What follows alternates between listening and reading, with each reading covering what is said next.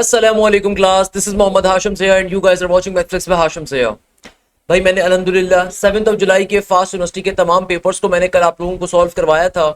आज की ये पहली वीडियो फास्ट यूनिवर्सिटी के 8 जुलाई की मॉर्निंग शिफ्ट के अंदर किस तरह का टेस्ट आया, इसमें क्या क्वेश्चंस आए उनको डिस्कस करेंगे। सेकेंडली 7 जुलाई के रात के अंदर जो पेपर्स मेरे पास आए ना, काफी सारे बच्चे जो है ना लेट लतीफ होते हैं, मगर बहुत बड़ी बात है स्टिल कि बच्चे अपना पेपर शेयर करते हैं। देखो सिंपल सी बात है ना, एक बंदा अगर आपके लिए मेहनत कर रहा है, एक बंदा अगर आपके लिए अपना टाइम निकाल के अपने टेस्ट के क्वेश्चंस आपको दे रहा है, तो it's a very great thing. तो वो तमाम बच्चे जिन्होंने रात के 11 बजे 12 बजे 3 बजे तक मेरे पास क्वेश्चंस आते रहे, तो आज की इस क्लास के अंदर ना सिर्फ 8 जुलाई की पहली शिफ्ट के तमाम क्वेश्चंस को डिस्कस करेंगे, बल्कि इसके अलावा इंशाअल्लाह ताला 7 जुलाई के जो रिमेनिंग पेपर्स थे, यानी कि जिन बच्चों ने मुझे वीडियो बनाने के बाद पेपर्स भेजे, उनको भी डिस्कस कर रहे होंगे। तो दोनों चीजों को आज की क्लास के अंदर हम डिस्कस करेंगे, देखेंगे किस तरीके के क्वेश्चंस आ रहे हैं। क्योंकि देखो याद रखिएगा, फास्ट यूनिवर्सिटी के सॉफ्टवेयर में हजारों क्वेश्चंस हैं, यानी कि आपको कोशिश ये करनी है कि आपको जहां से क्वेश्चन मिले आप कवर अप करो। भाई इस बात में कोई बहस ही नहीं है ना, क्योंकि कहीं से भी क्वेश्चन आ सकता है। हो सकता है एक क्वेश्चन मैंने कल की क्लास में करवाया हो वो आ जाए, हो सकता है कोई क्वेश्चन मैराथन में कवर करवाया हो वो आ जाए, हो सकता है कोई क्वेश्चन आज ही क्लास में कवर करवाऊं और वो क्वेश्चन आपके पेपर में आया हुआ हो। तो भाई आज की इस क्लास के अंदर आईक्यू के भी बहुत सारे क्वेश्चंस हैं, इंग्लिश के भी हैं, बेसिक मैथ्स मैंने कल भी करवाई थी, बेसिक मैथ्स के भी हैं, इसके अलावा एडवांस मैथ्स के भी हैं। और मुझे जो सुनने में आया है एसए के रिगार्डिंग, कि भाई एसए जो इस वक्त आया है वो पाकिस्तान की इकोनॉमी के ऊपर एक एसए आया है फास्ट यूनिवर्सिटी के पेपर के अंदर। ये सुनने में आया है, कंफर्मेशन मुझे भी नहीं मिल सकी, एक बच्चे ने शेयर अप किया था, तो अगेन कंफर्म मैंने उससे बाद में भी कहा है कि मुझे कंफर्म करके बताओ कि वाकई में आया था। तो भाई बताने का मकसद ये है कि आपके पास एसेस भी आ रहे हैं, जो बिजनेस के प्रोग्राम्स के अंदर एसे आता है तो वो पाकिस्तान की इकोनॉमी के ऊपर आया था। इसके अलावा मैं रिकमेंड करूंगा आप में से जितने बच्चों ने अगर तो बिजनेस प्रोग्राम का फास्ट का टेस्ट दिया है तो काइंडली अपने एसेस को जरूर शेयर करें, ताकि आने वाले बच्चों की हेल्प हो सके। देखो एक चीज हमेशा ध्यान में रखिएगा, अगर आप किसी की हेल्प करोगे तो इंशाअल्लाह ताला आपको उसका अच्छा ही सिला मिलेगा। परेशान होने की जरूरत नहीं है, कोई आपसे आगे नहीं आ सकता। रिमेंबर दिस थिंग, अपनी जिंदगी के अंदर इस चीज को हमेशा अपना हिस्सा बनाइए कि अगर आप किसी की हेल्प भी करोगे ना तो अगला बंदा आपसे आगे नहीं जाएगा। रिमेंबर दिस थिंग, आप ऊपर वाले की जात से उम्मीद रखो। तो भाई अगर आप अपने क्वेश्चन बताते हो तो इससे सदका जारी है ये। I always recommend this particular thing. खैर आज की वीडियो के ऊपर मूव करते हैं। सबसे पहले नंबर के ऊपर कल के अंदर हमारे पास 7:40 के ऊपर एक बच्चे का मैसेज आया, सर सबसे पहले मेरे पास आए थे एडवांस मैथ्स का पोर्शन, उसमें 50 एमसीक्यूज थे जिनमें से 10 इंटीग्रेशन के सवाल थे, काफी सारे कॉन्सेप्चुअल थे, ट्रिगोनोमेट्री से 6 से 7 क्वेश्चन थे, डेरिवेशन का कोई भी एमसीक्यूज नहीं था, ग्रुप वाले टॉपिक्स में से एक एमसीक्यूज था, फर्स्ट ईयर का चैप्टर नंबर 6 प्रोबेबिलिटी से भी एमसीक्यूज नहीं था, ज्योमेट्रिक मीन और अर्थमेटिक मीन के एमसीक्यूज आए हुए थे। ओके, आईक्यू में फिगर्स वाले थे, मोस्टली टेबल कंपटीशन थी, यानी कि भाई आईक्यू में फिगर्स वाले थे, यानी कि एक फिगर आपको गिवन होगी कि ट्राइंगल से स्क्वायर पे जा रहे हैं तो बताइए एक और फिगर क्या होगी, वो वाले मैंने आपको पढ़ाई भी है। आईक्यू के मैंने आपको बहुत डिटेल में अपनी प्लेलिस्ट डाली थी, उसको कवर कर लो, मैं गारंटी देता हूं आप टॉप करके आ जाओगे। इसके अलावा कुछ लंबे लंबे स्टेटमेंट वाले थे, उनको पढ़ने का टाइम नहीं था, टेबल कंपटीशन वाले थे, मैंने आपको फास्ट यूनिवर्सिटी के पास पेपर्स की हर तरह का टेबल कंपटीशन करवाया हुआ आईक्यू प्लेलिस्ट के अंदर। इसके अलावा बेसिक मैथ्स में सीक्वेंस वाले काफी सारे थे, परसेंटेजेस और एवरेजेस वगैरह भी था।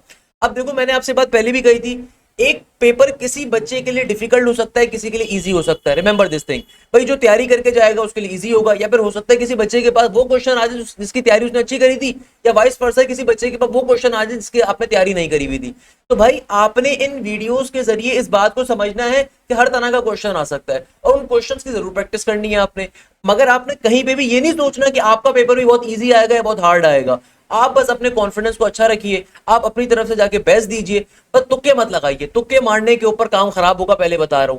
जितने क्वेश्चंस आते हैं उतनों जाके अटेम्प्ट कर लो, आपको नंबर आपके मिल जाएंगे। अगर आपने तुक्के मारे ना, जो आते थे वो भी आंसर गलत करके आ जाओगे, क्योंकि नेगेटिव मार्किंग का रोल प्ले होगा। अच्छा, इंग्लिश के अंदर सिनोनियम भी आए थे, एंटोनियम भी आए थे, प्रेपोजिशंस भी आए थे। अच्छा वो था करेक्ट ऑप्शन करेक्ट सेंटेंस बताएं, इंग्लिश वाला पोर्शन इजी था, बेसिक मैथ्स और आईक्यू में लंबे क्वेश्चन थे। Sir these are shared by my class fellows, वालेकुम अस्सलाम। अच्छा भाई एक और बच्चे का पेपर आ रहा है।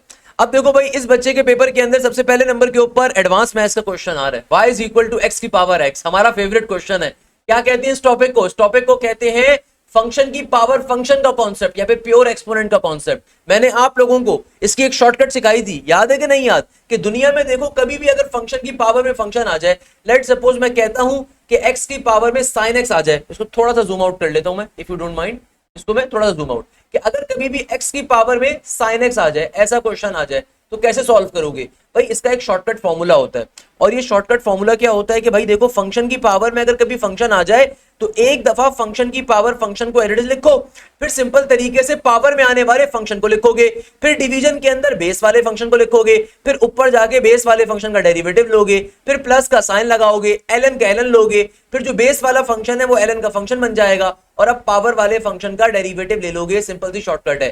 फॉर एग्जांपल x की पावर sin x, ये भी एक बच्चे के पेपर में आया है तो करके बता देता हूं कि देखो x की पावर sin x का डेरिवेटिव देना है, इसकी शॉर्टकट है यार। अगर अपने टीचर के बताए गए एफएससी के मेथड पे सॉल्व करोगे ना, तो पहले ln को अप्लाई करना है, y से कंपेयर करवाना है, फिर ln की प्रॉपर्टी अप्लाई करनी है, सुबह से शाम हो जाएगी बेटा, कभी सॉल्व नहीं कर सकते। आसान शॉर्टकट क्या है सर हाशिम की? सर हाशिम फरमाते हैं कि भाई एक दफा क्वेश्चन को एज इट इज लिखो, उसके बाद सिंपल तरीके से पावर वाले फंक्शन को लिखोगे, पावर वाले फंक्शन को लिख दिया, अब डिवीजन में बेस वाले फंक्शन को लिखो, फिर ऊपर जाके बेस वाले फंक्शन का डेरिवेटिव लो, x का डेरिवेटिव x रिस्पेक्ट से 1 हो जाएगा, प्लस का साइन लगाओ, ln का ln, जो भी बेस वाला फंक्शन आ रहा है ln के साथ लिख दो। अब पावर वाले फंक्शन का डेरिवेटिव, तो साइन x का डेरिवेटिव होता है cos x के बराबर। क्वेश्चन सॉल्व हो गया। मुझे बताओ इससे आसान तरीका हो सकता है सॉल्व करने का? तो x की पावर x का आंसर क्या होगा? x की पावर x का डेरिवेटिव किसके बराबर होगा? ये होगा सिंपल तरीके से एक दफा क्वेश्चन को लिखोगे, फिर पावर वाले फंक्शन को लिखोगे, डिवीजन में बेस वाले को लिखोगे। अब बेस वाले फंक्शन का डेरिवेटिव, तो x का डेरिवेटिव x रिस्पेक्ट से 1 होता है, प्लस का साइन लगाओगे, ln का ln, बेस वाले फंक्शन को ln में डालोगे, अब पावर वाले फंक्शन का डेरिवेटिव ले लोगे, सिंप्लीफाई करवाओगे तो क्या बन गया? ये बन गया x की पावर x इंटू 1 प्लस का ln x। Simple is that, question solve. Next question कह रहे हैं 27% और 27 किसके बराबर होता है? इसकी लॉजिक भी मैंने आपको बताई थी। ये वो जो हमारे पास जो नेक्स्ट क्वेश्चन आ रहा है, इसमें एग्जामिनर आपसे क्या कहता है? 27% 27 कैसे सॉल्व करोगे इसको भाई? 27% ऑफ 27, ऑफ का मतलब मल्टीप्लाई, तो 27 से मल्टीप्लाई कर दो, तो 27% 27 किसके बराबर होगा भाई? देखो परसेंटेज को जब कभी आप रिमूव करते हो ना, तो डिवीजन में क्या आ जाता है? 100 आ जाता है। इसको मल्टीप्लाई करवा दीजिए आप 27 के साथ, तो 27 डिवाइडेड बाय 100 का मतलब क्या है? 0.27 को मल्टीप्लाई करवाना है किसके साथ? 27 के साथ। ये बेसिक मैथ्स है। कैसे? 27 को देखो मैंने ऊपर रखा और 0.27 को मैंने नीचे रखा। अब देखो 7 7 49 का 9, 4 कैरी, सही है। 7 2 इज 14, और 14 में 4 का इजाफा तो 18 का 8 और 1 कैरी, फिर आगे तो कुछ है नहीं, तो एज इट इज क्या आ जाएगा? ओके अच्छा, क्रॉस का क्रॉस, 7 2 इज 14 का 4 और 1 कैरी, और 2 2 4 और 1 5 हो गया, तो 9 का 9, 8 और 4, 8 और 4 12 का 2 और 1, 5 और 1 6 और 1 7, सही है। अब देखो आप कभी भी जब दो नंबर्स को मल्टीप्लाई करते हो और उनमें अगर डेसिमल आ रहा है, तो पहले आप सिंपल तरीके से मल्टीप्लाई करते हो। अब डेसिमल कैसे लगाते हो? कि देखो मैंने जिन दो नंबर्स को मल्टीप्लाई किया ना, उनमें से एक नंबर पे डेसिमल आ रहा था। कितने डिजिट पहले डेसिमल आ रहा है? राइट हैंड साइड से 2 डिजिट पहले, तो आंसर में भी राइट हैंड साइड से 2 डिजिट पहले मैं डेसिमल लगा लूंगा। तो 27% ऑफ 27 इज 7.29, 27% 27 इज 7.29। इस तरीके से क्वेश्चन क्या हो गया? सॉल्व हो गया बेटा। अब देखो हमारे पास जो नेक्स्ट क्वेश्चन आ रहा है, इसमें एग्जामिनर क्या कहता है? एग्जामिनर कहता है Aslam Ali Arif work together, they are paid with the salary of rupees 536। ये आज मॉर्निंग की शिफ्ट का पेपर है। they are paid with the salary of rupees 536 if Aslam and Ali work together and do the work of 16/23, then how much work does alone Arif does, or now or how much it paid for it? okay, अब देखो इसमें examiner क्या कह रहा है? इसमें examiner कहता है कि भाई असलम और अली जब मिल के काम कर रहे हैं, if Aslam, Ali and Arif work together, they are paid with the salary of 536। Okay यार मैं डेटा अपना पहले डिजाइन करता हूं। असलम है मेरे पास, एक असलम साहब है, एक मेरे पास अली साहब है। अगर असलम, अली और आरिफ मिल के काम कर रहे हैं ना, अगर ये दोनों मिल के काम कर रहे हैं, सही है, तो इनको मिल के जो सैलरी मिल रही है वो कितनी मिल रही है? 536 की मिल रही है टोटल। असलम, अली और आरिफ जब मिलके काम कर रहे हैं तो सैलरी मिल रही है 536 की। अगर असलम और अली खाली मिलके काम करते हैं तो ये देखो यहाँ पे आगे क्या लिखा हुआ है कि अगर असलम और अली मिलके जब काम कर रहे हैं तो कितना काम कर रहे हैं? 16/23 का। यानी कि मैं क्या कह सकता हूं कि असलम और अली जब मिलके काम करते हैं तो ये काम कितना परफॉर्म कर रहे हैं? 16/23 का। तो आरिफ अकेला कितना काम कर रहा होगा? हमने लॉजिक पहले भी सीखी थी कि भाई अगर मुझे आरिफ का काम निकालना है कि आरिफ कितना काम कर रहा है, तो मैं टोटल वर्क में से जो असलम और अली काम कर रहे हैं उसको सिंप्लीफाई माइनस करवा दूंगा। तो 1 माइनस का 16/23 आप करवा दीजिए। तो अगर मैं 1 माइनस का 16/23 करूंगा तो क्या बनेगा? ये भाई एलसीएम लोगे आप, तो 23 में से अगर मैं 16 माइनस करता हूं तो 23 में से 16 जाएगा तो कितना बचेगा? 5 6 और 1 7, तो 7/23। यानी कि आरिफ साहब जो अकेले काम परफॉर्म कर रहे हैं वो कितना कर रहे हैं? 7/23 का। क्योंकि असलम और अली का उसने काम करने का आपको वर्क दिया हुआ है 16/23, तो आरिफ अकेला कितना काम कर रहा है, तो टोटल वर्क कितना होता है 100% यानी कि 1, तो 1 में से मैंने 16/23 को माइनस कर दिया, तो आंसर आ गया 7/23 का। अब देखो एग्जामिनर ने कहा क्या था, एग्जामिनर कह रहा है कि भाई तो ये बताइए आरिफ को कितने पैसे मिलेंगे, सही है ना। एक तो उसने कहा था कि how much work alone Arif does, Arif कितना काम कर रहा है अकेला 7/23 का, क्योंकि देखो असलम और अली के कंबाइंड काम करने की ताकत गिवन है, तो आपने टोटल वर्क में से कंबाइंड ताकत को माइनस कर दी, तो आपके पास आरिफ की अकेले की काम करने की ताकत आ गई। अब आगे वो कहता है कि भाई ये बताइए कि आरिफ को पैसे कितने मिल रहे हैं, तो भाई जो भी टोटल पैसे हैं उसको 7/23 से आरिफ के काम करने की सलाहियत से मल्टीप्लाई कर दीजिए। तो टोटल पैसे अगर मेरे पास 536 हैं, तो इसको मैं मल्टीप्लाई करवा दूंगा 7/23 के साथ। अब ये वाली जो मैथ्स है बड़ी इंटरेस्टिंग है, कैसे, तो भाई देखो पहले तो मल्टीप्लाई करवा दो, तो 7 6 इज 42 का 2 4 कैरी, 7 3 इज 21, 21 में 4 का इजाफा करूंगा तो ये बन जाएगा 25 का 5 और 2 का 2, फिर 7 5 इज 35, 36 और 37, तो ये बन गया 3752 डिवाइडेड बाय 23 के बराबर, सही है। अब इसको सॉल्व कैसे करोगे, अब इसको सॉल्व करने का आसान तरीकेकार क्या है, आसान सॉल्व करने का बेटा देखो आसान तरीकेकार क्या है कि आपने 3752 को अंदर रखा, 23 को मैंने बाहर रखा। अब बेसिक मैथ्स है कि भाई 23 को अगर मैं 2 से मल्टीप्लाई करता हूं तो 23 इंटू 2 क्या बनेगा, 3 2 6 इंटू 2 46 बनेगा ना, 37 से बड़ा बन रहा है।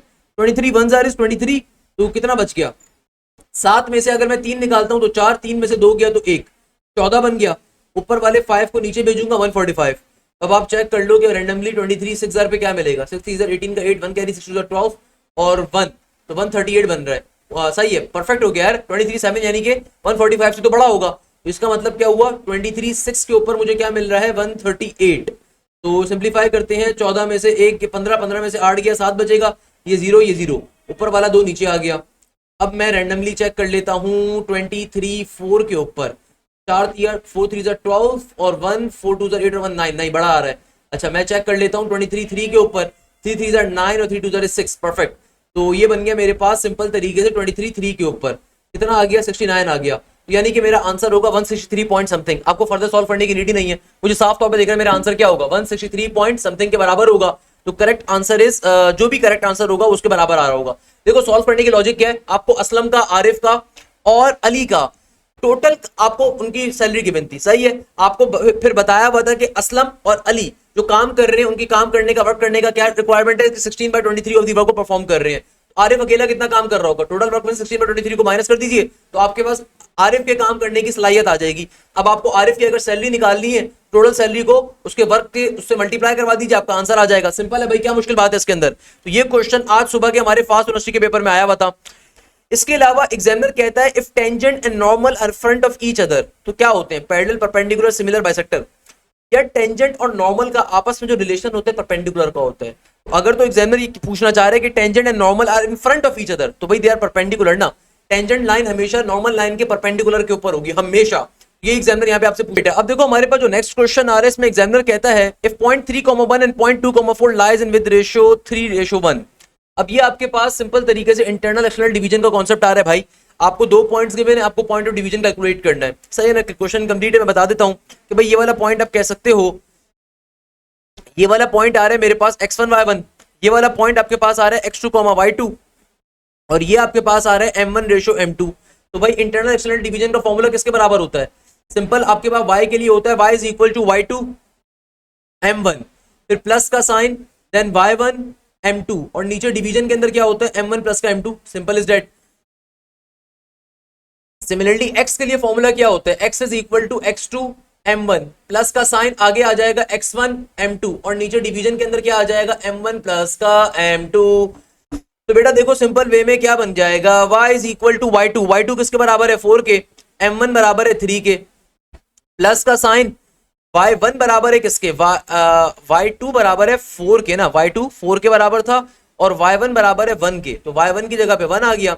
m2 बराबर है किसके 1 के, नीचे डिवीजन के अंदर m1 प्लस का m2 इट इज 3 प्लस का 1।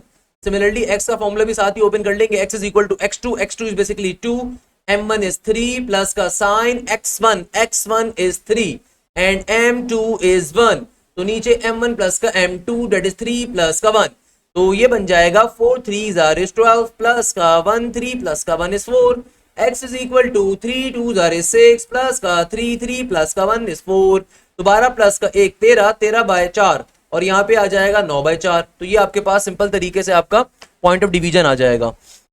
अच्छा भाई, एक ये मेरे पास जो एमसीक्यूज आया, ये हमारे यूट्यूब के ऊपर कमेंट किसी ने करा, क्वेश्चन आ रहे हैं ना कि हमारे यूट्यूब के ऊपर कल की वीडियो के नीचे बच्चे ने कमेंट करके बताया कि सर मेरे पेपर में क्वेश्चन आया था how many words can be formed if the vowels are to be placed at second, fourth and fifth place.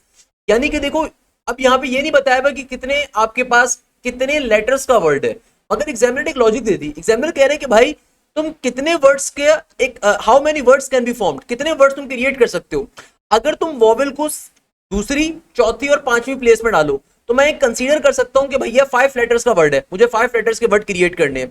यानी कि मुझे जो वर्ड क्रिएट करना है वो 5 लेटर वर्ड है। मैं खुद से अजम्पशन लेके चल रहा हूं क्योंकि अभी क्वेश्चन में तो लिखा हुआ नहीं है, तो यही क्वेश्चन पेपर में पूछा जा रहा है। तो इसका मतलब क्या है, क्योंकि लास्ट प्लेस 5वीं है तो मैं कंसीडर कर लेता हूं कि भाई 5 लेटर का वर्ड मुझे क्रिएट करना है फॉर एग्जाम्पल। सही है। अब एग्जामिनर ने कंडीशन क्या दी है कि तुम्हारे पास जो वोवेल आना चाहिए ना वो या तो सेकंड प्लेस पे आना चाहिए, या फिर फोर्थ प्लेस पे आना चाहिए, या फिर फिफ्थ प्लेस पे आना चाहिए। यानी कि देखो अगर 5 लेटर का वर्ड है, अगर तो 5 लेटर का वर्ड है तो या तो सेकंड प्लेस पे वोवेल हो, या चौथी प्लेस पे हो और 5वीं प्लेस पे हो। यानी कि सेकंड, फोर्थ और फिफ्थ प्लेस के ऊपर वोवेल आना चाहिए। बाय द वे वोवेल आप कहते हो ए ई आई ओ यू को, है ना, ये बेसिक चीज है। अच्छा, तो यानी कि पोजीशन मेरी कौन कौन सी ऑक्युपाई हो रही है, सेकंड, फोर्थ और फिफ्थ पोजीशन मेरी खाली ऑक्युपाई हो रही है। यानी कि जो पहली पोजीशन है और थर्ड पोजीशन है इसके लिए आपकी चॉइस है, कोई भी लेटर डाल सकते हो। इसके लिए क्या है, हमारे पास कोई भी चॉइस है, आप कुछ भी डाल सकते हो यहाँ पे। यानी कि इसके अंदर हमारे पास कोई भी लेटर आ सकता है एक्सेप्ट वोवेल, यानी कि वोवेल्स के अलावा आप कोई भी लेटर यहाँ पे प्लेस कर सकते हो। नॉर्मल सी बात है ना भाई, बेसिक चीज है ये कि मैं पहली प्लेस के ऊपर और तीसरी प्लेस के ऊपर वोवेल्स के अलावा कुछ भी प्लेस कर सकता हूँ। हाँ, सेकंड, फोर्थ और फिफ्थ के ऊपर सिर्फ वोवेल आएगा। और वोवेल्स क्या क्या होते हैं, बचपन में आपने पढ़ा होगा, ए ई आई ओ और यू, ये वोवेल्स होते हैं। तो भाई अब देखो मेरे पास चूंकि वोवेल्स की पोजीशन क्या है, मेरे पास वोवेल्स की 3 पोजीशंस आ रही हैं। यानी कि भाई हर वोवेल को मैं या तो यहां डाल सकता हूं, या यहां डाल सकता हूं, यहां डाल सकता हूं।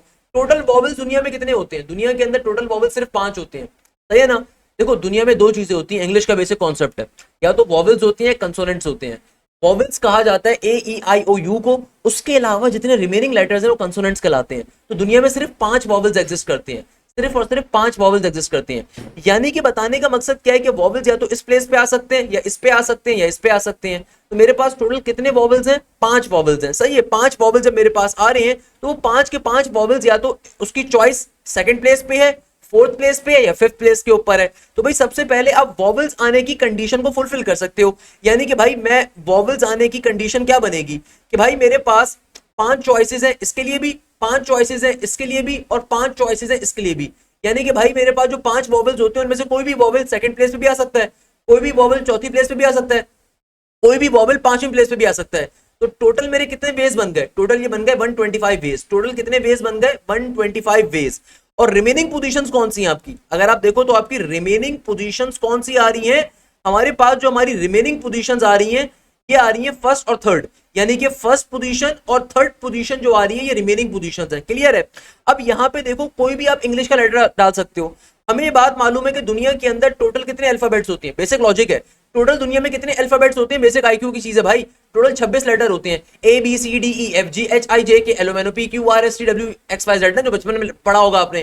टोटल 26 लेटर होते हैं। तो इन 26 में से अगर मैं 5 वोवेल्स को माइनस कर दूं, इन 26 में से अगर मैं 5, टोटल जो अल्फाबेट्स होते हैं वो कितने होते हैं, टोटल अल्फाबेट्स आपके पास होते हैं 26, इनमें से 5 वोवेल्स को माइनस कर दो तो यानी कि 21 में से, यानी कि 21 लेटर जो आपके पास होते हैं, 21 कंसोनेंट जो आपके पास होते हैं, उनमें से कोई भी कंसोनेंट इन दोनों पोजीशन में आ सकता है, कोई भी कंसोनेंट इन दोनों पोजीशन में आ सकता है। तो भाई सिंपल तरीके से इस प्लेस के लिए और इस प्लेस के लिए, यानी कि 21 में से कोई सा भी लेटर फर्स्ट पोजीशन पे भी डाल सकता हूं, 21 में से कोई सा भी लेटर थर्ड पोजीशन में डाल सकता हूं। तो 21 इंटू 21 कर दीजिए, 21 इंटू 21 किसके बराबर होगा, ये बराबर होगा सिंपल तरीके से 441 वेज के। किसके बराबर होगा, 441 वेज के, क्योंकि 21 का स्क्वायर क्या होता है, 441 होता है।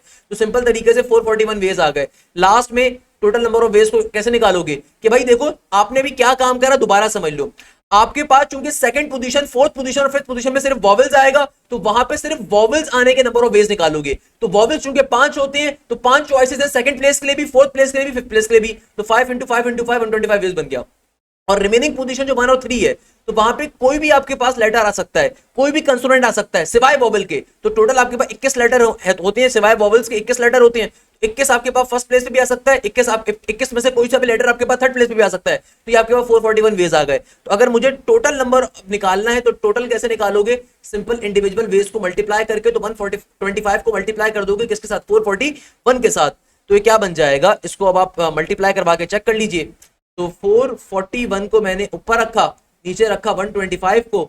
5 1 जार 5, 5 4 जार 20 का 0 और 2 कैरी, 5 4 जार 20 का 20 और 2 का इजाफा 22।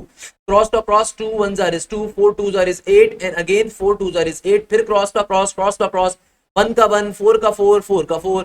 ये बन गया 5, ये बन गया 2, 8 और 2 10 और 1 11 का 1, और 8 और 2 10, 10 के अंदर 5, 15 का 5 और 1, और ये बन गया 55125। ये इसका आंसर आना चाहिए। तो ये इस क्वेश्चन का क्या होगा? आंसर होगा। भाई बेसिक लॉजिक, आप इसको प्रैक्टिस कर लो। ये क्वेश्चन YouTube के ऊपर बच्चों ने मुझे बताया था कि सर उनके पेपर में क्वेश्चन आया हुआ था। इट सिंपली मींस कि this is an important question. आगे एग्जामिनर आपसे कहता है, अच्छा यही बच्ची एक और चीज बता रही है बेटा कि there was a question of finding fifth derivative of e की पावर bx। अब इसकी लॉजिक बड़ी इंटरेस्टिंग है। एग्जामिनर कह रहा है पांचवा डेरिवेटिव बताओ। या तो भाई आपको लॉजिक बताओ, नहीं तो आपको एक तरीकेकार बताओ। कि देखो एग्जामिनर क्या कह रहे हैं? फिफ्थ डेरिवेटिव बताओ e की पावर bx का। अब जरा एक बात समझिएगा, अगर मुझे e की पावर bx का फिफ्थ डेरिवेटिव बताना है, फिफ्थ डेरिवेटिव यानी कि 5 दफा डेरिवेटिव अप्लाई करना है, तो भाई देखो एक दफा डेरिवेटिव अप्लाई अगर करोगे तो होगा क्या? पहले लॉजिक समझो। अगर मैं एक दफा डेरिवेटिव अप्लाई करता हूं e की पावर bx के ऊपर, सही है, या चलो e की पावर 2x पे अप्लाई करता हूं, तो क्या होगा कि भाई देखो आप जब डेरिवेटिव लोगे तो एक दफा e की पावर 2x आ जाएगा, फिर 2x का डेरिवेटिव क्या होगा? 2 के बराबर होगा। सिमिलरली अगर लेट सपोज मैं 2 दफा डेरिवेटिव लेता हूं, तो भाई अगर मैं 2 दफा डेरिवेटिव लेता हूं तो इसका एक और दफा डेरिवेटिव अप्लाई करूंगा तो क्या बनेगा? ये जो 2 है ये पहले आ जाएगा, फिर e की पावर 2x का डेरिवेटिव क्या होगा? e की पावर 2x और अगेन 2x का डेरिवेटिव हो जाएगा 2 के बराबर। यानी कि क्या बन जाएगा? ये 2 का स्क्वायर इंटू e की पावर 2x। यानी कि इसका मतलब क्या है कि जब मैंने सेकंड टाइम डेरिवेटिव लिया ना, तो जो कांस्टेंट था उस पे वो नंबर आ गया और सिंपल आपका एक्सपोनेंट डेरिवेटिव लिखा गया। ये लॉजिक मैंने आप लोगों को डेरिवेटिव के अंदर बताई थी बाय द वे। अब देखो खुद समझो, अगर e की पावर bx का डेरिवेटिव लेना है 5 टाइम्स, तो क्या बन जाएगा? जो कांस्टेंट आ रहा है उसकी पावर में 5 आ जाएगा और एक दफा e की पावर bx लिखा जाएगा। इसका आंसर होगा। क्या मुश्किल बात है इसमें? क्या मुश्किल चीज है यार? बेसिक चीज है भाई, नर्सरी क्लास के बच्चे सॉल्व करते हैं, यकीन मानो। अब ये देखो, ये वाला जो क्वेश्चन था ना, ये मैंने आप लोगों को कल के लेक्चर में बताया था, मगर मुझे उस वक्त समझ में नहीं आया था क्योंकि बच्चे की वर्डिंग इनक्लियर थी।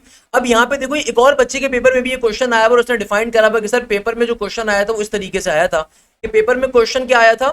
पेपर में क्वेश्चन आया था cosec inverse theta is equal to pi minus cosec inverse x. तो अगर मुझे एक्स की वैल्यू कैलकुलेट करनी है तो आप कैसे करोगे कि सिंपल तरीके से आपने दोनों तरफ पहले कोसेक को अप्लाई कर दिया। यानी कि सॉल्व करने के लिए बच्चे ने देखो डिफाइन करा हुआ, बच्चे के पेपर में आया तो उसने बताया कि सर ये क्वेश्चन आया, तो लिख के दिया पूरा। तो भाई cosec inverse theta is equal to pi minus का कोसेक इनवर्स एक्स। तो आपने कोसेक को सिंपल दोनों तरफ अप्लाई कर दिया। इससे फायदा क्या हुआ? कोसेक से कोसेक इनवर्स कट जाएगा और यहाँ पे कोसेक जो होगा, अब देखो यहाँ पे पाई माइनस का कोसेक इनवर्स लिखा हुआ है, तो हमें पता है कि हमारे पास इनवर्स ट्रिगोनोमेट्रिक फंक्शंस के अंदर इसका थ्योरम होता है। तो भाई पाई माइनस का कोसेक इनवर्स किसके बराबर होता है? कोसेक इनवर्स के। पाई माइनस का कोसेक इनवर्स किसके बराबर होता है? कोसेक इनवर्स के। तो खाली यहाँ पे कोसेक इनवर्स आ गया, फाइनली कोसेक से भी कोसेक इनवर्स कट गया, तो थीटा किसके बराबर आ जाएगा? एक्स के बराबर आ जाएगा।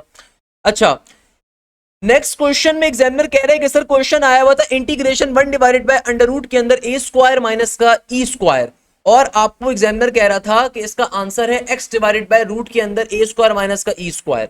ओके, करोगे। एग्जामिनर कह रहा है integration 1 divided by under root के अंदर ए स्क्वायर माइनस का ई स्क्वायर। क्वेश्चन मैंने कल भी बताया था कि देखो क्वेश्चन क्या आ रहा है, integration 1 divided by under root के अंदर ए स्क्वायर माइनस का ई स्क्वायर। देखो यहाँ पे कोई फंक्शन नहीं गिवन आपको, ए भी कांस्टेंट होता है, ई भी कांस्टेंट होता है। अगर ई की पावर में एक्स आए या वाई आए तब वो वेरिएबल या फंक्शन बनता है। अभी ये कांस्टेंट है, तो कांस्टेंट की इंटीग्रेशन क्या होती है कि भाई सिंपल तरीके से आप उठा के कांस्टेंट को पहले लिख दोगे, सिंपल तरीके से कांस्टेंट को पहले लिख दोगे और जिस वेरिएबल के रिस्पेक्ट से इंटीग्रेशन अप्लाई हो रही है वेरिएबल आ जाएगा। मेरा आंसर ये आ जाएगा भैया। तो भाई आपके साथ भी जो बच्चे बैठे होंगे अल्हम्दुलिल्लाह वो मेरे चैनल से तैयारी करके जा रहे होंगे अल्हम्दुलिल्लाह। अच्छा भाई, नेक्स्ट क्वेश्चन हमारे पास एक और आ रहा है जिसमें एग्जामिनर कहता है कि भाई नेगेटिव का under root 2 sine alpha is equal to cos alpha plus beta minus cos alpha minus beta. कहता है इसको सॉल्व करना था सर। अच्छा भाई, तो आपको बीटा की वैल्यू कैलकुलेट करनी थी इस क्वेश्चन के अंदर। देखो बड़ी बात है, बच्चे ने क्वेश्चन शेयर किया हुआ है। I always appreciate this particular thing. अगर बच्चे ने क्वेश्चन शेयर किया हुआ है उसकी बड़ी बात है, चाहे उसने गलती क्यों ना किया हो, एटलीस्ट आपको आइडिया मिलता है। अब देखो एक क्वेश्चन आ रहा है, नेगेटिव का root two sine alpha is equal to cos alpha plus beta minus cos alpha minus beta. तो भाई नेगेटिव का रूट टू साइन अल्फा इधर ही रहेगा। अब मैं कॉस अल्फा प्लस बीटा का फॉर्मुला अप्लाई करूंगा तो कॉस अल्फा प्लस बीटा का फॉर्मुला क्या होता है, cos alpha cos beta, plus का फॉर्मुला है तो माइनस पे ओपन होगा, माइनस का फॉर्मुला तो प्लस पे ओपन होगा, तो प्लस का फॉर्मुला तो क्या बन गया, माइनस का साइन अल्फा साइन बीटा, फिर माइनस का साइन बाहर वाला एज इट इज, और कॉस अल्फा माइनस बीटा का फॉर्मुला क्या बन जाएगा, cos alpha cos beta plus का साइन अल्फा साइन बीटा। अब ये अंदर जब जाएगा तो अंदर जाके तमाम टर्म्स के साइन चेंज कर देगा। तो भाई आपके पास कॉस अल्फा और कॉस बीटा और cos alpha cos beta cancel out हो गया, तो नेगेटिव का साइन अल्फा साइन बीटा और ये माइनस प्लस माइनस बन जाएगा, तो negative negative two sine alpha two sine beta बन गया। तो इस नेगेटिव से नेगेटिव कट गया और by the way sine alpha से साइन अल्फा भी कट जाएगा। आपके पास ये वैल्यू आ जाएगी simple under root two sine beta के बराबर। और अब फाइनली फिर मैं साइन को दूसरी तरफ जब भेजूंगा तो साइन इनवर्स रूट टू बन जाएगा। क्या बन जाएगा, अच्छा ये टू भी मौजूद है यहाँ पे, स्टार्टिंग में टू भी मौजूद है ना, तो टू भी बच रहा है। तो जो टू मल्टीप्लाई हो रहा है वहां पे डिवाइड हो जाएगा। फाइनली ये टू जो मल्टीप्लाई हो रहा है वहां पे डिवाइड हो जाएगा, तो सिंपल तरीके से बीटा की वैल्यू आ जाएगी sine inverse under root two by two, जो कि 45 डिग्री के बराबर होता है। अच्छा एक और क्वेश्चन बच्चों के पेपर में आया था, ये क्वेश्चन था integration x cube divided by 1 plus x की पावर 8 इंटू डीएक्स, कैसे सॉल्व करोगे, बेसिक कॉन्सेप्ट है यार।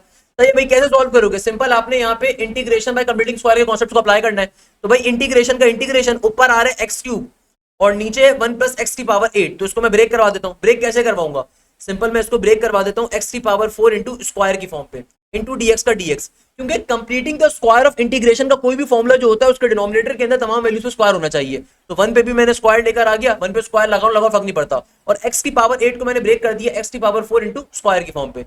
अब देखो ये जो फंक्शन आ रहा है इसका ऊपर क्या होना चाहिए, डेरिवेटिव, तो एक्स की पावर 4 का ऊपर डेरिवेटिव बनाना चाहिए। x की पावर 4 का डेरिवेटिव क्या होगा, ये होगा 4x क्यूब के बराबर, सही है ना, किसके बराबर होगा, 4x क्यूब के बराबर। ऊपर x क्यूब ऑलरेडी मौजूद है, 4 मौजूद नहीं है, तो मल्टीप्लाई डिवाइड करके लेकर आ जाओगे। तो जब नीचे वाली टर्म का ऊपर डेरिवेटिव आ जाएगा, अब फाइनली इंटीग्रेशन का फॉर्मूला अप्लाई करोगे, तो 1/4 का 1/4 एज इट इज। और इंटीग्रेशन का कंप्लीटिंग का स्क्वायर क्या फॉर्मूला होता है, ये फॉर्मूला होता है 1 divided by a into tangent inverse x divided by a plus का c। तो 1/a किसके बराबर है, a बराबर है 1 के, तो मेरा फंक्शन बराबर है x की पावर 4 के, तो 1/a यानी कि a की जगह पे 1 आ गया, और आगे आ जाएगा simple tangent inverse x divided by a, my x is x की पावर 4, और नीचे a की जगह पे 1 आ गया, प्लस के 6 के साथ मेरा आंसर आ जाएगा। That's the logic of this question. इस बच्चे ने सिंपलीफाई करके भी बताया हुआ है। तो इस तरीके से क्वेश्चन क्या हो गया हमारा, फाइनली सॉल्व हो गया, ये इसका आंसर आ रहा होगा बेटा, क्लियर है भाई। देखो बहुत सिंपल चीज है, अच्छा बच्चा तो सारी चीज बताई हुई है। अच्छा आगे बच्चा बता रहे सर आईक्यू का क्वेश्चन आया बता, तो भाई मैंने आपको डबल डिफरेंसेस लेना सिखाया हुआ, डायरेक्शन आपके सॉरी ये बेसिक आईक्यू सीरीज का क्वेश्चन आया हुआ है, मैंने आपको डबल डिफरेंसेस लेना सिखाया हुआ है कि जैसे लेट सपोज आपके पास कोई आईक्यू सीरीज का क्वेश्चन आ रहा है, तो आप फर्स्ट डिफरेंस लेके चेक करो, नहीं कुछ समझ में आता फिर सेकंड डिफरेंस लेके चेक करो। तो ऐसे सेकंड डिफरेंस मुझे समझ में आ रहा है कि भैया यहाँ पे मल्टीपल आ रहा है 2 का, 2 4 2 8, देन 8 2 आपके पास 2 2 4, फिर 4 2 8, फिर आगे 8 2 16 हो जाएगा एंड सो ऑन।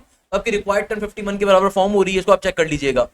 अच्छा भाई एक और बच्चा बता रहे सर क्वेश्चन आया हुआ था कि आपको जो है ना इलिप्स की इक्वेशन गिवन थी। देखो ये बच्चे ने अपने प्रॉपर सॉल्यूशन शेयर किया हुआ है बकायदा, बड़ी बात है यार इस बच्चे की माशाल्लाह से, इसके लिए खासूसी दुआएं करनी है आपने। कि बच्चा बता रहे सर क्वेश्चन आया हुआ था x square divided by a square plus y square divided by b square equal to 1, that is basically the equation of an ellipse. और एग्जामिनर आपसे x की वैल्यू पूछ रहा था, कैसे निकालोगे, जाहिर सी बात है अब इसको पहले क्या करोगे, एलसीएम लोगे। यहाँ पे आपने एलसीएम लिया, एलसीएम कैसे लेते हो, नीचे वाली टर्म्स को नीचे मल्टीप्लाई किया, तो a square b square x से मल्टीप्लाई होगा, a स्क्वायर y स्क्वायर से मल्टीप्लाई होगा इक्वल टू के बाद 1, ये टर्म जो यहाँ पे डिवाइड हो रही है वहां पे मल्टीप्लाई हो जाएगी। ऊपर आपके पास आ गया b square x square plus का a square y square equal to a square b square. अब फाइनली चूंकि मुझे x की वैल्यूज निकालनी है तो बाकी तमाम टर्म्स को दूसरी तरफ शिफ्ट करवा दोगे, तो ये बन गया b square x square is equal to a square b square minus का a स्क्वायर y स्क्वायर। यहाँ से आपने चूंकि दोनों टर्म्स के अंदर a स्क्वायर आ रहा है तो आपने a स्क्वायर को क्या कर दिया, कॉमन ले लिया, तो आपके पास क्या बन गया b square x square is equal to a square into b square minus का y स्क्वायर।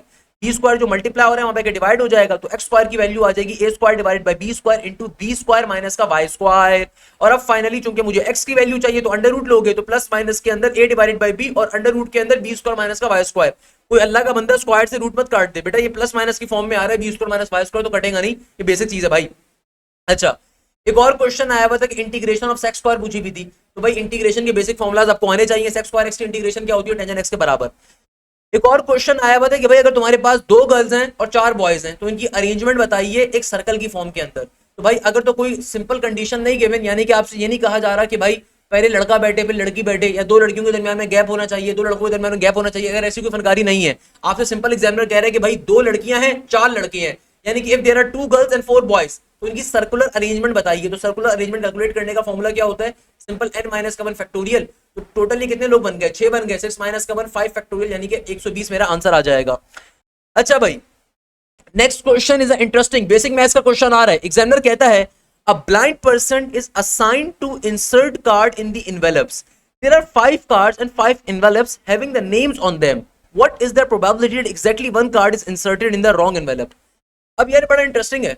एग्जामिनर कह रहा है a blind person is assigned to insert card in the envelope, यानी कि एक जो बेचारा जिसके पास आंखें नहीं है उस बंदे को जॉब दी जाती है कि भाई तुम्हें कार्ड्स एनवेलप में डालने हैं, और उन एनवेलप के ऊपर आपके पास बंदे का नाम लिखा हुआ है। सही है, टोटल 5 एनवेलप है, 5 कार्ड है। इस बात की प्रोबेबिलिटी बताइए कि एग्जैक्टली जो एक कार्ड होगा ना वो किसी रॉन्ग एनवेलप में जाएगा। यार इस क्वेश्चन को सिंप्लीफाई नहीं कर सकते यार, मतलब ये वही क्वेश्चन हो गया कि अगर मैं कहता हूं कि मैं एक डाइस को फेंकता हूं तो इस बात की प्रोबेबिलिटी बताइए कि मेरे पास 1 से छोटा नंबर आएगा, तो ऐसा पॉसिबल ही नहीं है भाई। सिंपल सी बात है ना, अगर एक बंदा देख ही नहीं सकता, लेट्स सपोज एक बंदा देख ही नहीं सकता, और अगर मैं उसको ये टास्क दे रहा हूं कि भाई 5 एनवेलप्स हैं, 5 कार्ड्स हैं, आपको ये कार्ड्स एनवेलप्स में डालने और हर कार्ड पे बंदे का नाम भी लिखा हुआ है, इस बात की प्रोबेबिलिटी बताओ कि एक भी कार्ड गलत नहीं डाल सकते। इसकी प्रोबेबिलिटी तो 0 होगी यार, मतलब ये पॉसिबल नहीं है भाई, कोई ना कुछ तो गलत हो ही सकता है, नॉर्मल सी बात है। तो भाई इसका आंसर आपके पास 0 होगा, क्योंकि देखो ये इम्पॉसिबल चीज है कि एक बंदा जो बेचारा देख नहीं सकता, और तो देखो ऐसा नहीं है कि जो आपके पास बेचारे देख नहीं सकते होते, अल्लाह मियां ने उनको सलाहियत दी होती है, वो ऑब्वियसली हाथों के जरिए रीड कर सकते हैं, मगर एग्जामिनर ने ऐसी कोई कंडीशन नहीं दी हुई हमारे पास कि वो बंदा हाथों की कुदरत उसके पास रखता है, वो हाथों से पढ़ लेगा, क्योंकि उनकी जो आपकी जो ब्लाइंड पीपल्स होते हैं उनके पास एक कुदरत होती है कि भाई उनकी जो रीडिंग होती है वो नॉर्मली हाथ की टिप से कर रहे होते हैं। एक एग्जांपल मैं आपको दे रहा हूँ, नॉर्मल बात मैं आपको बता रहा हूँ, यहाँ पे ऐसी कोई कंडीशन नहीं गिवन, यहाँ पे एक सिंपल बात गिवन है कि भाई एक ब्लाइंड पीपल है, ब्लाइंड पर्सन है, वो देख ही नहीं सकता, वो इन्वेलप कार्ड्स को इन्वेलप में डालना है, जो कि इम्पॉसिबल है कि कोई भी एक कार्ड में गलत ना डाले वो। सही है ना, एक ना एक गलत हो सकता है, तो आंसर क्या होगा, 0 के बराबर होगा। अच्छा, ये रेडिट के ऊपर आया हुआ था हमारे पास कि भाई अच्छा एक कल रात की ये वाली पिक्चर है कि I gave my engineering computing test and I would say the test was medium difficulty for IQ focus on completing the series odd one out in shape and passages from where you have make a deduction based on the intel given for given English antonyms, synonyms, analogies, sentence correction, etc. For basic maths profit questions, very important, age problems and all the basic maths topics are to be focused upon because the test is most probably randomized. For advanced maths focus on derivative integration, trigonometry, must know the basic trigonometric values. A few MCQs from the conics should know the eccentricities. मैंने आपको कल भी बताया था, parabola की 1 है, circle की क्या है 0 है, एलिप्स की greater than 0 but lesser than 1, hyperbola की ग्रेटर देन 1 और रेक्टेंगुलर हाइपरबोला की √2। देन आगे कह रहा है कि भैया quite a few confusing statement about circles and chords, basically analytical geometry, and formed that area of a triangle chapter of a bunch of formulas। मैंने area of a triangle के कल भी आपको क्वेश्चंस करवाए थे कल के डे के अंदर। इसके अलावा with a bunch of formulas for the area, angle, circumference। इसके अलावा I guess application of trigonometry। Overall the main reason why I lost marks was that each section is timed, so you have to hurry and complete it in a limited time, otherwise that section will be locked permanently। Also negative marking plays a huge role learning your test results, so please don't randomly select the answers anyhow। Best of luck, I hope this help। अच्छा एक चीज ध्यान में रखिएगा, अगर आप fast university के test में कीबोर्ड को टच करते हैं आपका सिस्टम लॉक हो जाएगा और वो सिस्टम फिर थोड़ी देर में ओपन होगा, आपका टाइम जाया होगा। कीबोर्ड को आपने टच नहीं करना, कीबोर्ड को टच करोगे सिस्टम ही लॉक हो जाएगा। मुझे ये बात बहुत सारे बच्चों ने बताई है, कीबोर्ड को बिल्कुल टच नहीं करना। दूसरे नंबर के ऊपर तुक्के नहीं मारने, हाथ जोड़ के कह रहा हूं तुक्के नहीं मारने बेटा अगर कामयाब होना चाहते हो। अच्छा नेक्स्ट क्वेश्चन मैंने ऑलरेडी आपको आंसर बैक कर दिया, ये वाला क्वेश्चन तो हम लोगों ने ऑलरेडी नहीं, ये वाला क्वेश्चन नहीं देखा। ओके अब देखो नेक्स्ट क्वेश्चन आ रहा है इंटीग्रेशन 1 और 0 और आपके पास आ रहा है 8x और नीचे आ रहा है 3 प्लस का 4x। ये क्वेश्चन भी आज आया हुआ था फास्ट के अंदर, कैसे सॉल्व करोगे भाई? ये डिवीजन कॉन्सेप्ट पे सॉल्व होगा, डिवीजन की शॉर्टकट के ऊपर। कैसे? सबसे पहले तो यार 8 को कॉमन ले लो, यहां से मैं 8 को अगर कॉमन ले लेता हूं ना तो मेरा क्वेश्चन क्या बन गया, अपर लिमिट 1 लोअर लिमिट 0, ऊपर आ गया x और नीचे आ रहा है मेरे पास 4x प्लस का 3। सही है। अब देखो इसको सॉल्व कैसे करेंगे, सॉल्व करने का तरीकेकार क्या है कि भाई सबसे पहले तो मुझे यहाँ पे देखो x के साथ 4 लेकर आना है, तो मैं क्या करता हूं, मैं सिंपल 4 से मल्टीप्लाई और 4 से डिवाइड करवा दिया, तो ये क्या बन जाएगा, ये हो जाएगा 8 डिवाइडेड बाय 4 यानी कि सिंपल 2 और इंटीग्रेशन 1 0 और यहाँ पे फाइनली ऊपर आ गया 4x और नीचे भी आ गया 4x प्लस का 3 इंटू dx का dx। मैंने आप लोगों को डिवीजन की एक शॉर्टकट सिखाई थी, प्लस माइनस मेथड वाली, एलसीएम मेथड। अगर मुझे नीचे वाली चीज एक्जैक्टली ऊपर फॉर्म करनी है तो मैं प्लस का 3 भी लेकर आता हूँ, माइनस का 3 भी लेकर आता हूँ। अब फाइनली इससे क्या हो गया, ऊपर 4x प्लस 3 माइनस 3 आ गया। अब मैं यहाँ पे एलसीएम को ब्रेक करवा देता हूँ। एलसीएम को अगर ब्रेक करवाऊंगा तो क्या बन जाएगा, ये हो जाएगा 4x प्लस का 3, इसके नीचे भी एक दफा नीचे वाली वैल्यू लिखी जाएगी और एक दफा जब मैंने ब्रेक करवाया तो ये वाली वैल्यू इसके साथ भी लिखी जाएगी इंटू dx का dx एज इट इज। अब फाइनली मैं लिमिट्स को अप्लाई कर सकता हूँ, इस टर्म से टर्म कट जाएगी और फाइनली आप लिमिट्स को अप्लाई कर सकते हो। तो बाहर अभी 2 का 2 एज इट इज। अब integration upper limit 1 lower limit 0 एक दफा अप्लाई हो जाएगी 1 के ऊपर, और एक दफा ये अप्लाई हो जाएगी मेरे पास सिंपल तरीके से अपर लिमिट 1 और lower limit 0 3 divided bye 4x plus का 3 इंटू dx के ऊपर। अब देखो 3 कांस्टेंट है, इसको बाहर फेंक दो उड़ा के, तो ये बन गया 2 का 2, और again upper limit 1 lower limit 0 1 into dx minus का अगेन इंटीग्रेट, ये 3 बाहर लिख दिया 1 और 0। अब देखो ऊपर क्या आ गया, ऊपर आ गया 1 और नीचे आ गया 4x प्लस का 3 इंटू dx। अगर मुझे नीचे वाली टर्म का ऊपर डेरिवेटिव लेना है, अगर मुझे नीचे वाली टर्म का ऊपर डेरिवेटिव लेना है तो 4x का डेरिवेटिव होता है 4 के बराबर, तो भाई और प्लस का 3 का डेरिवेटिव 0 होता है, तो 4x का डेरिवेटिव क्या है 4। तो अगर मुझे ऊपर 4 लेकर आना है तो 4 से डिवाइड करवाऊंगा, 4 से मल्टीप्लाई करवाऊंगा ताकि नीचे वाली टर्म का ऊपर डेरिवेटिव आ जाए। अब फाइनली अब एलन का शॉर्टकट फॉर्मूला इस्तेमाल कर सकते हो, कितना आसान चीज है भाई। तो 2 का 2 इट इज। अब मैं यहाँ पे फाइनली इंटीग्रेशन को अप्लाई करता हूँ, तो इंटीग्रेशन जब 1 पे अप्लाई होगी तो x आ जाएगा, और मेरी जो लिमिट्स है वो ब्रैकेट के बाहर आ जाएंगी, माइनस का sine 3 divided by 4 it is, और यहाँ पे क्या हो जाएगा ln का ln, और इधर आ जाएगा सिंपल 4x प्लस का 3, और अगेन आपकी लिमिट्स क्या हो जाएंगी ब्रैकेट के बाहर आ गई। अब फाइनली आप इसको सिंप्लीफाई करवा दो तो क्या बन जाएगा, ये हो जाएगा 2 का 2 एक दफा अपर लिमिट, फिर माइनस का लोअर लिमिट, फिर माइनस का 3/4 एज इट इज, और ये हो जाएगा ln का ln और 4x यानी कि एक दफा अपर लिमिट तो 4 वन 4 प्लस का 3 आ जाएगा, और एक दफा हो जाएगा ln का ln और x की जगह पे 0, तो 0 प्लस का 3 सिंपल 3 बचेगा यहाँ पे। तो इसको अगर मैं तरीके से लिखूं ना तो ये बन जाएगा सिंपल 2 का 2 एज इट इज, और यहाँ पे 1 का 1 एज इट इज, माइनस का 3/4, तो इधर हो जाएगा हमारे पास ln 7 माइनस का ln 3, ln 7 माइनस का ln 3, तो ln की प्रॉपर्टी भी अप्लाई कर सकते हो। 2 जाके अंदर वाली दो टर्म से मल्टीप्लाई हो जाएगा, 2 वन 2, और ये बन जाएगा मेरे पास 2 कैंसिल आउट कर देगा इस 4 को, तो ये बन जाएगा सिंपल 3 डिवाइडेड बाय 2। और ln की प्रॉपर्टी क्या होती है, कभी भी दो टर्म्स अगर सब्ट्रैक्ट हो रही है उनसे पहले ln आ रहा हो, तो ln आपसे ये कहता है ln को एक दफा लिखो और सिंपल तरीके से ये डिवीजन की फॉर्म में चला जाएगा। ये मेरे पास मेरी पर्टिकुलरली आंसर आना चाहिए, ये इस क्वेश्चन का क्या आ जाएगा, आंसर आ जाएगा। विद इन सेकंड्स पे आप सॉल्व कर सकते हो, मुश्किल चीज नहीं है बेटा। अगर लॉजिक्स आपको आती है क्लैरिफाई इजीली कर सकते हो। दो टर्म्स अगर आपके सब्ट्रैक्ट हो रही होती है उनसे पहले ln आ रहा होता है, ln एक बार लिखते हो और दोनों टर्म्स डिवीजन की फॉर्म में चली जाती हैं। अच्छा, ये वाला क्वेश्चन मैंने आपको कल भी बताया था, इसको सॉल्व कैसे करोगे। यहाँ पे एग्जामिनर क्या कह रहा है, cos x minus sin x का होल स्क्वायर, तो मैंने आपको ये क्वेश्चन कल भी बताया था, कल के लेक्चर के अंदर भी, a माइनस बी के होल स्क्वायर का फॉर्मुला अप्लाई करोगे तो सिंपल तरीके से क्या बन जाएगा, cos स्क्वायर x माइनस का 2 cos x into sine x, और आगे आ जाएगा सिंपल पॉजिटिव का sine square x, cos square plus का साइन स्क्वायर 1 के बराबर आ जाएगा।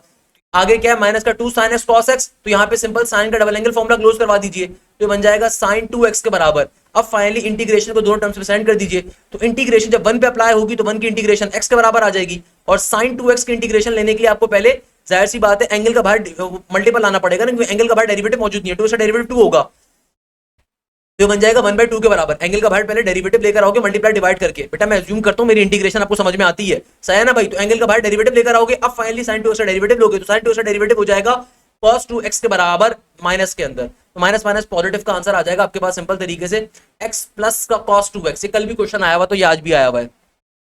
अरे भाई हमारे पास एक और बच्चे का पेपर आ गया, एग्जामिनर कहता है कि भाई सर आईक्यू का क्वेश्चन आया हुआ था कि इस तरीके से पहले ट्राइंगल था, वो ट्राइंगल उल्टा होके फिर सीधा हो गया, तो भाई एग्जामिनर कह रहा है इस तरीके से क्वेश्चन था, तो अब बताइए क्या हो रहा होगा। अच्छा, अब देखो इस क्वेश्चन की लॉजिक क्या है, जरा और से बात समझिएगा कि भाई मेरे पास ये फिगर का क्वेश्चन आ रहा है आईक्यू के अंदर कि भाई पहले एक ट्राइंगल ऐसे करके शेप बनी हुई थी, फिर वो ऐसे करके हो गई। अब डिपेंड करता है आपके ऑप्शंस क्या है, अगर तो ऑप्शंस के अंदर कोई टेढ़ा ऑप्शन गिवन है ट्राइंगल का तो सही है, कोई मसले की बात नहीं है, बट हो सकता है ऑप्शन आपके शेडेड भी हो सकता है ऑप्शंस के अंदर आपकी कोई स्क्वायर फॉर्म हो रहा हो, तो भाई तभी बच्चे ने देखो लिखा हुआ भी है नो चेंज। नो चेंज का मतलब क्या है कि एग्जामिनर यहाँ पे सिर्फ आपका पेशेंस चेक कर रहा है, आपको कंफ्यूज कर रहा है, क्योंकि इसको सॉल्व करने के दो तरीके, एक तरीका तो ये कि भाई पहले ट्राइंगल उल्टा बना हुआ था अब सीधा होके बन गया, हो सकता है ऑप्शंस के अंदर भी ऐसे गिवन हो कि भाई पहले ऐसे करके बना हुआ है फिर ये आपके पास ऐसे करके फॉर्म हो जाए, ये भी पॉसिबिलिटी है। तो भाई डिपेंड करते हैं ऑप्शंस क्या आ रहे हैं, तो बच्चे ने लिखा हुआ है नो चेंज, यानी कि ऑप्शंस आपके जो है ना शेडेड वाले भी थे और कुछ अलग से भी आ रहे थे, तो इसका मतलब जिसमें ट्राइंगल आ रहा था वही मेरा करेक्ट आंसर था, क्योंकि भाई सिंपल ट्राइंगल से ट्राइंगल पे हुआ तो यहाँ पे भी ट्राइंगल से ट्राइंगल पे होगा। यहाँ की देखो बच्चे ने लिखा हुआ भी है कि सर ये ट्राइंगल से ट्राइंगल भी चेंज हो रहा था क्योंकि नो चेंज था, यानी कि बाकी ऑप्शन जो थे उसके ऊपर शेडेड हुआ था या उसके ऊपर कोई लाइन बनी हुई थी एंड सो ऑन। अच्छा, आगे बच्चे बता रहे सर एक और क्वेश्चन आया हुआ था फिगर का कि भाई आपके पास एक स्क्वायर है, स्क्वायर के डब्बे बने हुए हैं, जैसे बचपन में ट्रू एंड फॉल्स खेलते थे ना हम लोग, टिक और क्रॉस, तो सेम देखो भाई पहले आपके पास डब्बे वाले बने हुए थे फिर लाइनें गायब हो गई थी थोड़ी सी, तो एग्जामिनर कह रहा था कि भाई अगर इस तरह का स्क्वायर आ जाए तो उसका अगली फॉर्म क्या होगी, जाहिर सी बात है लाइनें गायब हो जाएंगी। पहले भी ये काम हो रहा है कि लाइनें गायब हुई थी, यहाँ पे भी दो लाइनें गायब हो गई आपके पास। नेक्स्ट क्वेश्चन आ रहा था 7, 8, 9, 10, यार ये मजाक थोड़ी चल रहा है, 11 होगा।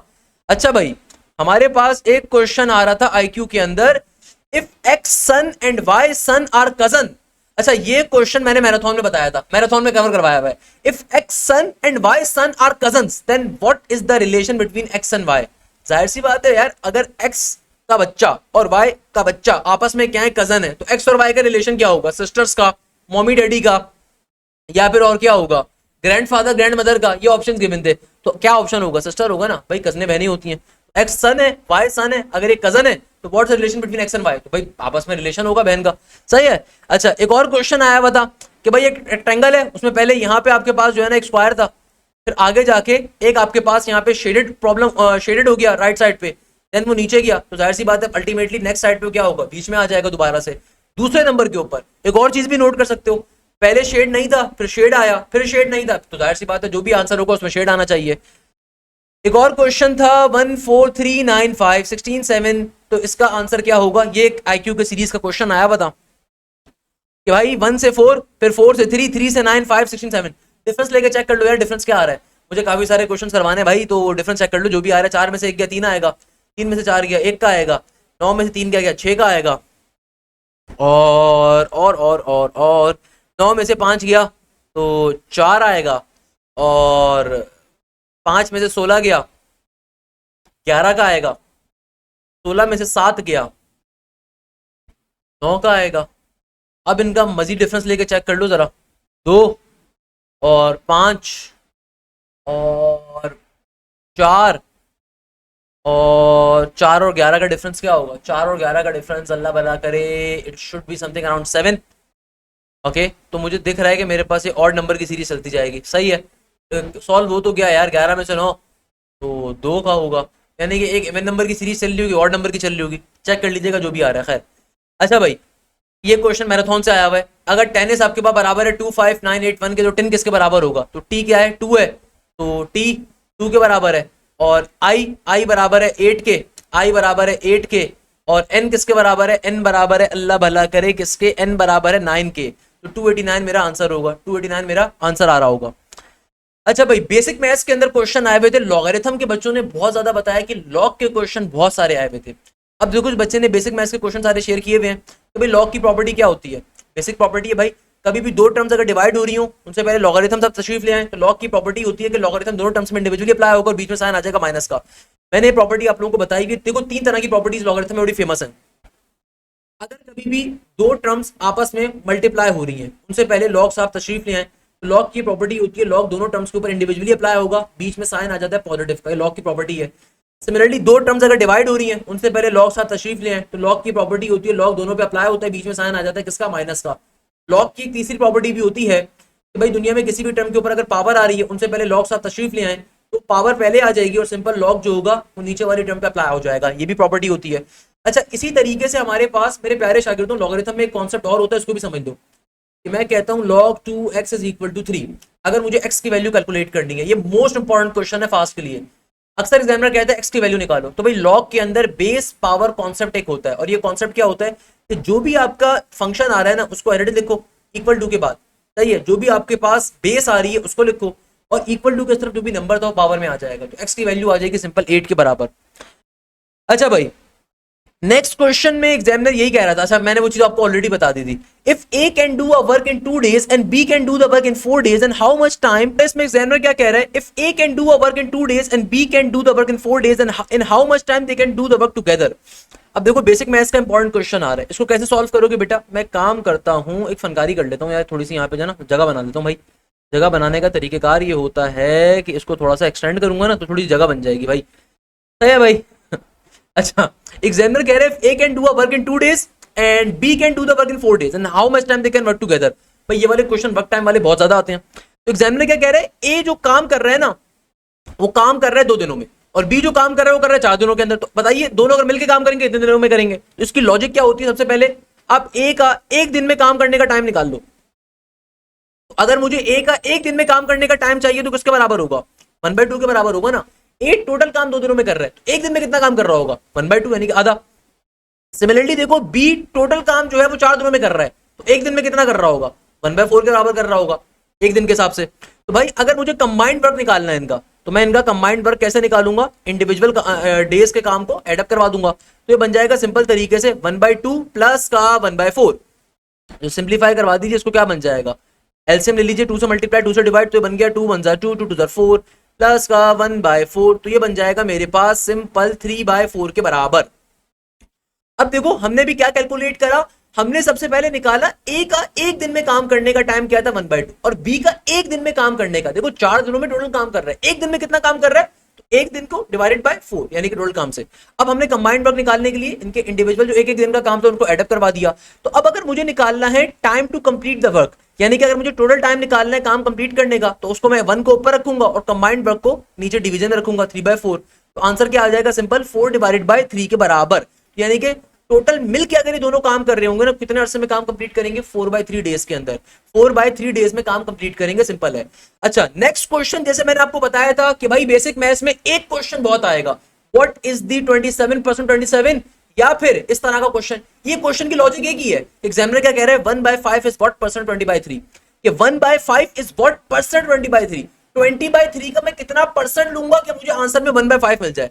अब इसको सॉल्व करने का आसान तरीका पता है क्या है, एग्जामिनर देखो क्या कह रहा है, एग्जामिनर कह रहा है कि भाई तुम्हारे पास कोई परसेंटेज, जब उस परसेंटेज का तुम 20/3 लेते हो ना, यानी कि उस परसेंटेज का 20/3, जैसे ऊपर लिखा हुआ था 27% 27 इज डैश, यहाँ पे देखो एग्जामिनर कह रहे हैं कि ये बताओ ये कौन सी परसेंटेज है, मैं परसेंटेज एक्स परसेंटेज लेता हूं किसकी, 20/3 की, तो आंसर क्या आता है 1/5 के बराबर।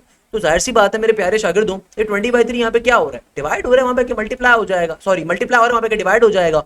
तो एग्जामिनर क्या कह रहे हैं कि भाई 1/5 इज व्हाट परसेंट ऑफ 20/3, तो व्हाट की जगह पे आप एक्स लगा लो, यानी कि एक्स परसेंट ऑफ 20/3 इज 1/5। एक एग्जांपल दे रहा हूं, तो भाई इसका मतलब क्या हो गया, इसका मतलब ये होगा कि x percentage as it is 1/5 का 1/5, 20/3 यहाँ पे मल्टीप्लाई हो रहा है, वहां पे डिवाइड हो जाएगा, तो 20/3 डिवीजन में आ गया। मैथ्स का बेसिक कॉन्सेप्ट है, एक से ज्यादा टर्म्स अगर डिवाइड हो रही है सबसे नीचे वाली टर्म नीचे से ऊपर जाके रेसिप्रोकेट फॉर्म में लिखी जाती है, तो ये बन जाएगा x percent is equal to 1/5 into 3/20। अब परसेंटेज को रिमूव करने के लिए हम डिवीजन में लेकर आते हैं बेटा क्या चीज, 100 को, तो भाई जाहिर सी बात है अगर मैं परसेंटेज के सिंबल को रिमूव करना चाहता हूं तो डिवीजन में क्या आ जाएगा, 100 आ जाएगा, सही है। और ये बन गया मेरे पास सिंपल तरीके से 3 1 3 और 5 इंटू 20 एडिस का एडिस, ये 100 डिवाइड हो रहा है वहां के मल्टीप्लाई हो जाएगा, तो डायरेक्टली लिख दो यार, यहाँ पे ये 100 डिवाइड हो रहा था, वहां पे जाके क्या हो जाएगा मल्टीप्लाई, तो 0 से 0 कट गया, 5 1 5 एंड 5 2 10, 2 1 2 एंड 2 1 2, मेरे पास आंसर क्या आ गया, x की वैल्यू आ गई 3 के बराबर, यानी कि 3% है, यानी कि इसका मतलब क्या है 3% ऑफ 20/3 इज 1/5। बात समझ में आ रही है, देखो सॉल्व करने की लॉजिक समझो। अगर तो एग्जामिनर आपसे आंसर मांग रहा है ना भाई, लेट सपोज एग्जामिनर आपसे कहता है, मैं इसको थोड़ा सा और एक्सटेंड कर लेता हूँ, पार्डन मी ऑफ, मैं इसको थोड़ा सा एक्सटेंड और कर लेता हूँ, जरा एक लॉजिक पिक कर लो, सही है ना, एक लॉजिक जरा समझो।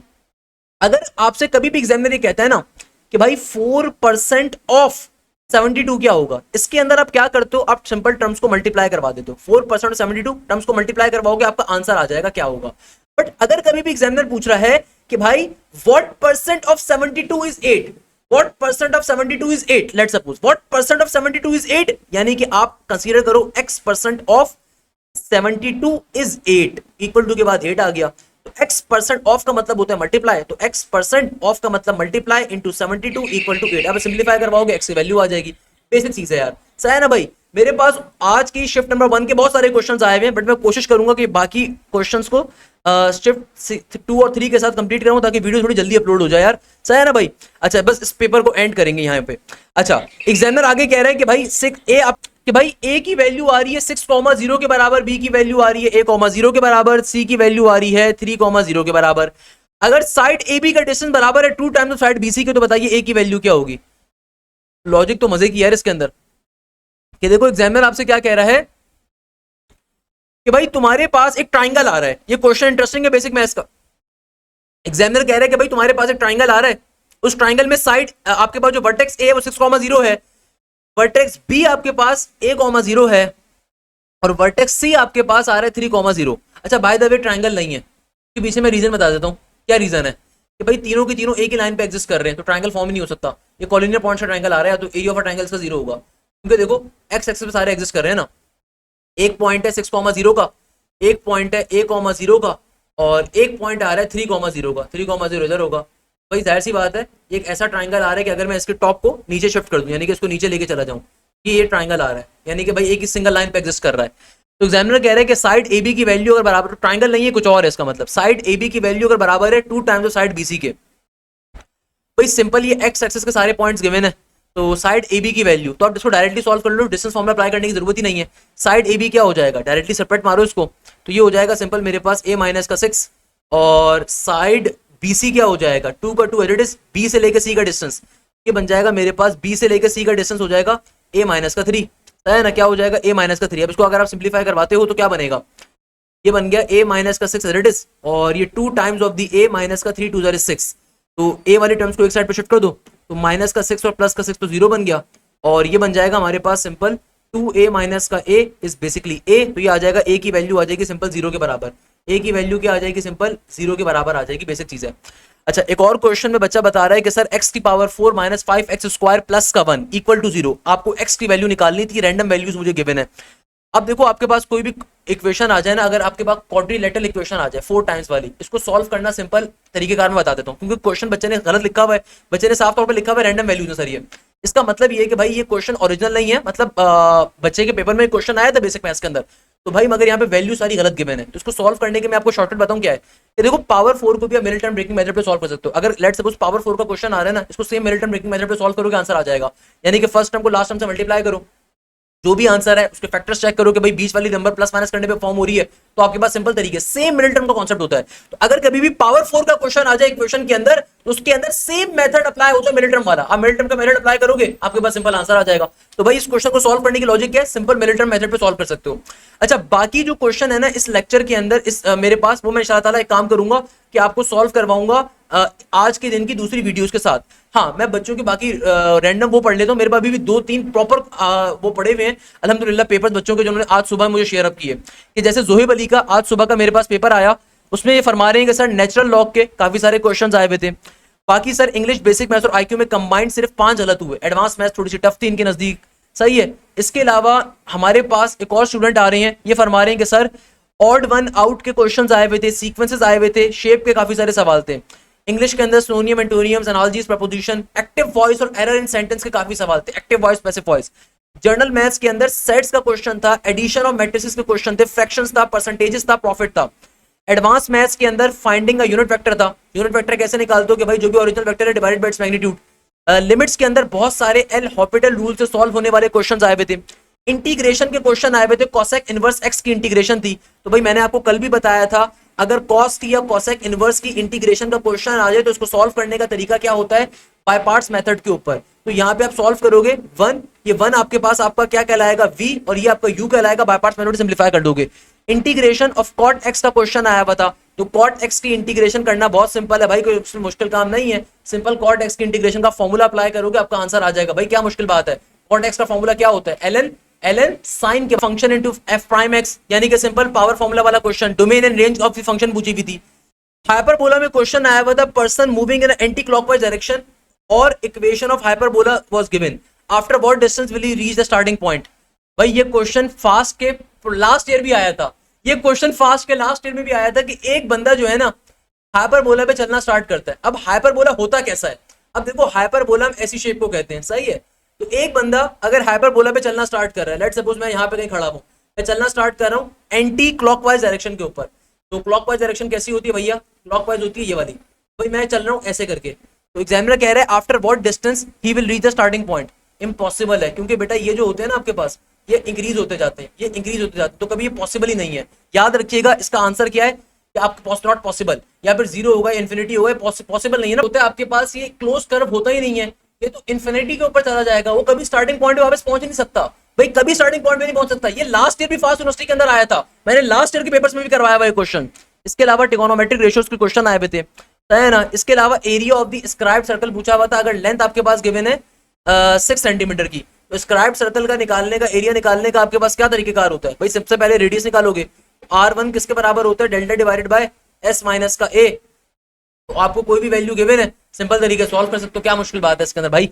Area of the square circle का क्वेश्चन आया हुआ है, एरिया ऑफ सर्कल सर्कल का क्वेश्चन आया हुआ है 6, 8, 10, भाई इस तरह का क्वेश्चन कल भी सॉल्व करवाया था। सर्कल सर्कल का एरिया निकालने का फॉर्मूला कि r इज इक्वल टू आपके पास 4 time r is equal to आपके पास a into b into c divided by 4 delta. Geometric mean पूछा हुआ था 4 डिवाइडेड बाय 5 इंटू 5 बाय 4 के अंदर, ज्योमेट्रिक मीन का फॉर्मूला क्या होता है, प्लस माइनस का अंडर रूट के अंदर ए बी, ये फॉर्मूला होता है सिंपल तरीके से। तो ये आपका ए गिवन है, ये आपका बी गिवन है, सिंपलीफाई करवा दो अंदर डाल के, सॉल्व हो जाएगा, 1 के बराबर ही आएगा मेरे ख्याल में।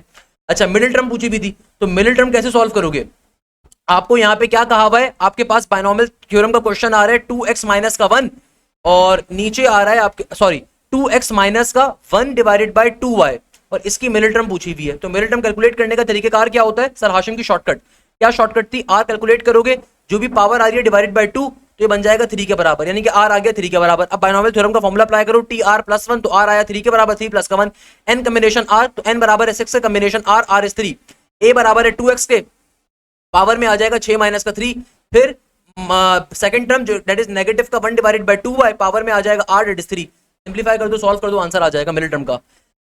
एक और क्वेश्चन में बच्चे बता रहे हैं sir if 3 lengths of a triangle are given what will be used to calculate the area of a triangle, Hero's formula, यानी कि अगर आपको ट्रायंगल की बेसिकली 3 लेंथ्स गिवन थी तो एग्जामिनर कह रहे हैं कि भाई क्या यूज करोगे area of a triangle calculate करने के लिए, हीरोज फार्मूला इस्तेमाल करोगे। अच्छा भाई दोबारा से आइस वाला फॉर्मूला आया हुआ है, आइस का फॉर्मूला मैंने कल भी बताया था, आइस का मतलब होता है इन radius into circum radius into आपके पास एस्क्राइब रेडियस, ये बनता है आइस, अमेरिका वाली आइस नहीं है, इमिग्रेशन कंट्रोल क्या कहलाती है, आइस बड़े छापे मार रही है चल खैर। तो आइस का फॉर्मूला क्या होता है 1:2:3 के बराबर। नेक्स्ट क्वेश्चन में एग्जामिनर कह रहे हैं कि भाई अगर टेंजेंट x बराबर है नेगेटिव का √3/2 के, तो बताइए आपके पास x अगर 0 से 180 के दरमियान होगा तो x की वैल्यू क्या होगी, ये भी कल सॉल्व करवाया था। अच्छा नेक्स्ट क्वेश्चन में एग्जामिनर कहता है if determinant of a matrix is a is equal to 3 what will be the determinant of first and third row of matrix is swapped, same रहेगा आपके पास। एग्जामिनर कह रहा है कि भाई अगर तुम्हारे पास एक मैट्रिक्स है और उस मैट्रिक्स का डिटरमिनेंट गिवन है तो बताइए डिटरमिनेंट क्या होगा अगर मैं फर्स्ट और थर्ड रो को आपस में स्वैप कर दूं, कोई मसले की बात नहीं, ठीक है। What will be the determinant if first and the third row of a matrix is swapped, it's a interesting question, किसके बराबर होगा भाई, देखो अगर मैट्रिक्स का क्वेश्चन है 3/3, अगर मैट्रिक्स का डिटरमिनेंट 3 के बराबर आ रहा है, अगर मैं पहली रो को और तीसरी रो को आपस में स्वैप करूं, अगर मैं फर्स्ट रो, अगर मैं ये एक चीज होगी यार, या तो first row and third column को आपस में क्या करवा दूं, स्वैप करवा दूं। अच्छा रो नहीं होगा, ये आपके पास होना चाहिए अगर मैं फर्स्ट रो या सेकंड रो को स्वैप करवा दूं, सही है ना। तो अगर मैं फर्स्ट रो और थर्ड रो को या फर्स्ट रो या सेकंड रो को स्वैप करवा दूं तो मुझे पता है मैट्रिसेस की प्रॉपर्टी होती है कि अगर आप किसी भी एक रो को दूसरी रो से स्वैप करवाते हो ना तो आपके पास बाहर क्या आता है, नेगेटिव का साइन आता है, रिमेंबर दिस थिंग, बाहर क्या आता है, नेगेटिव का साइन। अगर मैं कोई भी दो कंसेक्यूटिव रोज को आपस में स्वैप करवा रहा हूं तो बाहर क्या आ जाएगा, नेगेटिव का साइन, डिटरमिनेंट आपका सेम रहेगा तो आंसर नेगेटिव का 3 आ जाएगा। अगर डिटरमिनेंट पहले 3 था तो अब नेगेटिव का 3 हो जाएगा। बट अगर मैं 2 दफा स्वैप करवाऊंगा तो 2 दफा नेगेटिव साइन आएगा तो नेगेटिव नेगेटिव पॉजिटिव हो जाएगा तो प्लस का 3 आएगा। डिपेंड करता है क्वेश्चन में क्या मांगा बता। अगर तो क्वेश्चन में एग्जामिनर कह रहे हैं कि भाई 2 कंसेक्यूटिव रोज को आपने स्वैप करवाया है तो आपके पास बाहर नेगेटिव आएगा तो नेगेटिव का डिटरमिनेंट आपका आंसर हो जाएगा, डिटरमिनेंट आपका सेम रहेगा। बट अगर एग्जामिनर आपसे ये कहते हैं कि भाई आपने लेट सपोज 2 दफा स्वैप करवाया है, उस सूरत के अंदर फिर आपके पास नेगेटिव नेगेटिव पॉजिटिव हो जाएगा तो आंसर अनचेंज रहेगा, डिटरमिनेंट सेम रहेगा आपका। क्लियर है बेटा, ये बेसिक चीज है। अच्छा नेक्स्ट क्वेश्चन में एग्जामिनर कह रहे हैं slope of normal to the line किसके बराबर होगा, यानी कि भाई आपको एक लाइन की इक्वेशन गिवन है तो एग्जामिनर कह रहे हैं slope of the normal line क्या होगा। भाई मेरे पास लाइन की इक्वेशन क्या आ रही है, तो यार कहां पे सॉल्व करें, इधर कर देते हैं भैया। तो लाइन की इक्वेशन गिवन है मुझे 3x माइनस का 5y इक्वल टू नेगेटिव का 3, नेगेटिव के 3 को यहां भेजो तो ये बन जाएगा 3x प्लस का 3 इक्वल टू के बाद पॉजिटिव का 5y, 5 मल्टीप्लाई हो रहा है वहां पे डिवाइड हो जाएगा तो ये बन जाएगा simple 3 divided bye 5 into x और ये बन जाएगा 3 डिवाइडेड बाय 5। हमें पता है स्लोप निकालने का formula y is equal to mx plus का c होता है, तो m की वैल्यू किसके बराबर आ गई, m की वैल्यू आ गई 3/5 के बराबर। अक्सर लोग बोलेंगे आंसर आ गया, बेटा क्वेश्चन को गौर से पढ़ो, उसने बोला स्लोप ऑफ द नॉर्मल बताओ, तो नॉर्मल का स्लोप क्या होगा, नॉर्मल का स्लोप होता है आपके पास सिंपल परपेंडिकुलर लाइन का स्लोप क्या होता है, टेंजेंट लाइन और नॉर्मल लाइन के दरमियान रिलेशन होता है परपेंडिकुलर का, यानी कि जो लाइन नॉर्मल होगी एक नॉर्मल लाइन के, यानी कि एक लाइन अगर नॉर्मल आ रही है किसी लाइन के तो इसका मतलब है परपेंडिकुलर का रिलेशन एग्जिस्ट कर रहा है, तो भाई इसका स्लोप क्या बन जाएगा, नॉर्मल लाइन का स्लोप होगा नेगेटिव का 5/3। उसके पीछे रीजन क्या होता है, दुनिया में 2 लाइंस अगर परपेंडिकुलर होती हैं the product of the slope is always equal to -1, तो आंसर आ जाएगा नेगेटिव 5/3 के बराबर।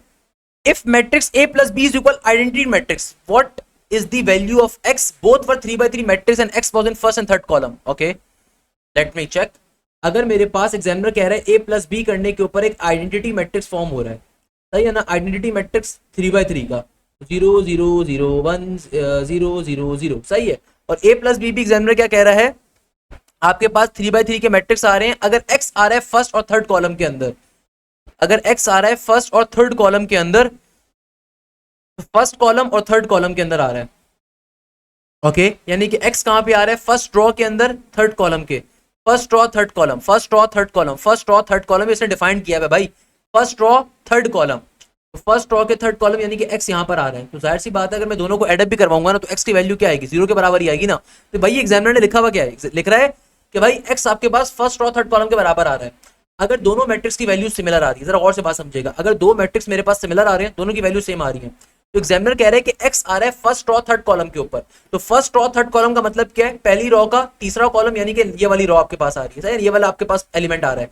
तो भाई इसके सामने ये आइडेंटिटी मैट्रिक्स है, तो x की वैल्यू किसके बराबर होगी, 0 के बराबर होगी, नॉर्मल सी चीज है भाई। ये आपके पास माइंड मैथ्स का क्वेश्चन आ रहा है। सर एक और बच्चे ने रिव्यू शेयर किया, ट्रिगोनोमेट्री लिमिट्स एंड डेरिवेटिव के बहुत ज्यादा सवाल थे। अच्छा, इसके अलावा एक और बच्चा कहता है how many ways can 3 men and 2 women can be seated in a row if no 2 women can sit together. ये क्वेश्चन मैंने आपको करवाया है सॉल्व में। क्या कह रहा है, how many ways can 3 men and 2 women can be seated in a row if no 2 women can sit together. अरे भाई बेसिक क्वेश्चन है ये, क्वेश्चन मैंने आपको अपने लेक्चर्स में भी बताया हुआ है परम्यूटेशन और कॉम्बिनेशन के टॉपिक के अंदर। एग्जामिनर कह रहे हैं कि भाई तुम्हारे पास देखो 3 मर्द हैं और कितनी औरतें आ रही हैं, 2 औरतें आ रही हैं। अगर 2 औरतें कभी भी एक साथ ना बैठे ना, उस सूरत के अंदर बताओ क्या आपकी सिलेक्शन बनती है। यानी कि देखो मेरे पास जो है ना 3 मर्द हैं, मैन कितने आ रहे हैं, 3 आ रहे हैं, और खवातीन कितनी आ रही हैं, 2 आ रही हैं। तो यानी कि अगर मैं अपने पास 3 मर्दों को सेलेक्ट करना है तो औरतों को जाहिर सी बात है कहीं बीच में बैठाना होगा। अब या तो औरतें मेरे पास इधर और इधर ही बैठ सकती है ना, औरतें इधर और इधर ही बैठेंगी, सही है भाई। तो 3 मर्दों को बिठाने की रो के अंदर क्या सिलेक्शन होगी, तो 3 मर्दों को बिठाने की सिलेक्शन सिंपल होगी, सिंपल 3 फैक्टोरियल होगा, क्योंकि रो की अरेंजमेंट आ रही है। सिंपल तरीके से क्या हो जाएगा, 3 फैक्टोरियल यानी कि 6 के बराबर। अब औरतें जो मुझे बीच में बिठानी है, अब कौन सी औरत पहले बैठेगी कौन सी औरत बाद में बैठेगी, इसके ऊपर बड़ी बहस है हमारे दरमियान। तो हम लोग क्या करेंगे भैया, हम सिंपल सा एक सिलेक्शन लेते हैं कि देखो औरतों को बिठाने की टोटल कितनी जगह हैं, एक जगह ये भी है, एक जगह ये भी है, एक जगह ये भी, एक जगह ये भी, क्योंकि एग्जामिनर ने कहा है कि 2 औरतें साथ नहीं बैठनी चाहिए, मर्द साथ में बैठ सकते हैं। जरा बात समझिएगा, और औरतें कभी भी 2 साथ में नहीं बैठनी चाहिए। तो औरत भाई यहाँ पे भी बैठ सकती है, फिर यहाँ पे भी बैठ सकती है, क्योंकि औरतें कभी भी साथ में नहीं बैठनी चाहिए। एग्जामिनर ये फरमा रहा है, ये मैं नहीं कह रहा भाई, I am not a misogynist, ये एग्जामिनर कह रहा है कि भाई औरतें कभी भी 2 औरतें साथ में नहीं बैठनी चाहिए। तो भाई आपके पास यानी कि ये प्लेस है, ये प्लेस है, ये प्लेस है, ये प्लेस है, तो 4 प्लेसेस में अगर 2 औरतों को डालना है तो 4 कॉम्बिनेशन 2 हम करेंगे। तो 4 कॉम्बिनेशन 2 किसके बराबर होगा, 4 factorial divided by 2 factorial, if I am not wrong तो 6 होना चाहिए, चेक कर लेंगे। ये बन जाएगा 4 फैक्टोरियल 24 और डिवाइडेड बाय 4 हाँ 6 के बराबर आ जाएगा, सही है। तो मेरे पास क्या आ गया, 6 आ गया। अब फाइनली अपना आंसर निकाल लो, तो भाई क्या आंसर आ जाएगा, जाहिर सी बात है एक ये मेरे पास आ गया। मर्दों को बिठाने का क्या आंसर है, मर्दों को बिठाने का मेरे पास सिंपल तरीके से 6, औरतों की सिलेक्शन करने का क्राइटेरिया 6 है, और जाहिर सी बात है 2 औरतों को जो रो में बिठाना है तो वो 2 फैक्टोरियल लिया जाएगा, दैट विल बी 2 के बराबर, 6 is 30, 30 into 2 72 के बराबर आंसर आ जाएगा।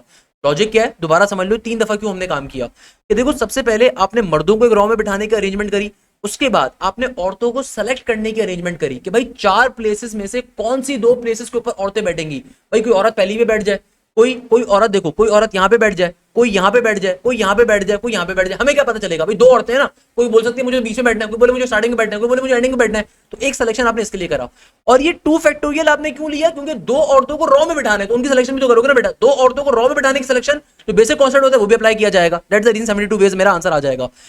नेक्स्ट क्वेश्चन में एग्जामिनर कह रहा है कि भाई in how many ways can 6 people be split into 2 groups, कितने तरीके कार हैं कि अगर मुझे क्या करना है, अगर मुझे वन के एग्जामिनर इसमें क्या कह रहा है, in how many ways can 6 people be split into 2 equal groups. अब देखो इस क्वेश्चन की लॉजिक क्या है, बेसिक मैथ्स का जो क्वेश्चन पूछा है, in how many ways can 6 people be split into 2 groups. अब देखो 6 लोगों को अगर 2 इक्वल ग्रुप में तोड़ना है, यानी कि 6 लोगों को अगर मुझे 2 इक्वल ग्रुप में तोड़ना है तो 3-3 का ग्रुप बनेगा, नॉर्मल सी बात है। सबसे पहले तो मैं 6 कॉम्बिनेशन 3 कर लेता हूँ सिलेक्शन, ताकि भाई एक ग्रुप में कितने लोग होंगे मुझे तो नहीं पता ना, 6 कॉम्बिनेशन 3 हो जाएगा, तो टोटल नंबर ऑफ वेज क्या आ जाएंगे, जो भी आंसर आएगा 6 कॉम्बिनेशन 3 का वैसे क्या आंसर होगा, 6 फैक्टोरियल 6 में से 3 गया, 3 फैक्टोरियल 3 फैक्टोरियल को ओपन करवा लेते हैं, तो 6 into 5 into 4 into 3 फैक्टोरियल, और यहां पर आ गया 3 फैक्टोरियल, और 3 फैक्टोरियल 6 होता है, 6 कट गया, 3 कट गया, 5 4 20, यानी कि 20 वेज आ गए। अगर देखो यहाँ पे टोटल नंबर ऑफ वेज आ रहे हैं, यानी कि भाई जाहिर सी बात है अब एक ग्रुप को मुझे सेलेक्ट करने के 20 वेज आ रहे हैं। अब इन 20 वेज के अंदर कुछ लोग रिपीट भी तो हो रहे हैं ना, जाहिर सी बात है भाई 2 ग्रुपों में तोड़ना था ना। अब 20 नंबर ऑफ वेज जो आ रहे हैं इसमें जाहिर सी बात है कुछ बंदे रिपीट भी कर रहे होंगे, कुछ बंदे क्या कर रहे हैं, रिपीट भी कर रहे हैं, क्योंकि उसके पीछे रीजन क्या है, उसके पीछे रीजन ये है कि भैया कोई डुप्लीकेट भी तो बंदे होंगे ना, जाहिर सी बात है टोटल नंबर ऑफ वेज मेरे पास आए हैं। इसीलिए आपको चूंकि क्या करना है, 2 ग्रुप में इक्वली ब्रेक करना है, तो आपको 2 पे डिवाइड करवा दो, आंसर 10 के बराबर आना चाहिए। आंसर क्या आ जाएगा, 10 के बराबर। अच्छा आगे एक और बच्चा अपने क्वेश्चन शेयर कर रहा है कि सर मेरे टेस्ट में एडवांस मैथ्स के क्वेश्चन थे, 3-4 एमसीक्यू डेरिवेटिव के थे, 2-3 इंटीग्रेशन के थे, ट्रिगोनोमेट्री के बहुत ज्यादा क्वेश्चन थे, इंटीरियर एक्सटीरियर एंगल का क्वेश्चन आए हुए थे। अब ये चीज मैंने आपको बहुत डिटेल में पढ़ाई हुई है कि इंटीरियर एक्सटीरियर एंगल का फॉर्मूला क्या होते हैं, खुदा रहा उसको कवर अप कर लो। इंटीरियर एंगल, यहाँ पे एग्जामिनर बच्चा क्या बता रहे हैं कि सर मेरे पेपर के अंदर इंटीरियर एक्सटीरियर एंगल से काफी सारे क्वेश्चन आए हुए थे। अब देखो इंटीरियर या एक्सटीरियर एंगल के फॉर्मूलाज खुदा आपको आने चाहिए कि हमेशा याद रखिएगा सम ऑफ इंटीरियर एंगल का फॉर्मूला क्या होता है, सम ऑफ इंटीरियर एंगल का फॉर्मूला होता है सिंपल n माइनस का 2 इंटू 180 डिग्री के बराबर सम ऑफ इंटीरियर एंगल का फॉर्मूला होता है। वाइल आपके पास अगर कोई एक इंटीरियर एंगल आपको कैलकुलेट करना है ना किसी भी पॉलीगॉन के अंदर, तो किसी भी एक इंटीरियर एंगल की वैल्यू क्या होती है, each interior angle is equal to basically n minus का 2 मल्टीप्लाई बाय 180 और नीचे डिवीजन में n का n आ जाता है। ये बेसिक कॉन्सेप्ट है हमारे पास, सही है। अच्छा, कॉनिक में एक क्वेश्चन था, सर्कल के 3 क्वेश्चन थे, हाइपरबोला के बाकी थे। कॉनिक में एक क्वेश्चन सर्कल और 3 क्वेश्चन हाइपरबोला के थे बाकी। वेक्टर्स में 5-6 एमसीक्यूज आए थे, वेक्टर्स बहुत सारे बच्चों को आया हुआ था। लिमिट्स के 2-3 एमसीक्यूज आए हैं आज पहली शिफ्ट के अंदर। सेकंड ईयर के derivative limit conic and vectors में से भी था। फर्स्ट ईयर के ट्रिगोनोमेट्री और बायनोमियल थ्योरम के 2 एमसीक्यूज थे, मैट्रिसेस के 2 थे, यूनियन इंटरसेक्शन के 3 एमसीक्यूज थे, कॉनिक्स भी थी, एडवांस मैथ्स के 2-3 क्वेश्चन थे, basic was easy, I don't remember तो 1 क्वेश्चन। अच्छा, डायरेक्शन बच्चे ने अपना एक आईक्यू का क्वेश्चन शेयर किया हुआ है कि 1 person is facing south moves right 20 meter then left 20 meter. अच्छा, इसको सॉल्व करवा देता हूं यार, क्या याद करोगे। 1 question, 1 person was facing south. अब देखो भाई, पहले तो आपको मालूम होना चाहिए, ये मेरे पास आ गया नॉर्थ, ये आ गया साउथ, ये आ गया ईस्ट, ये आ गया वेस्ट। 1 क्वेश्चन, person is facing toward the south, यानी कि एक बंदा है साउथ की तरफ देख रहा था।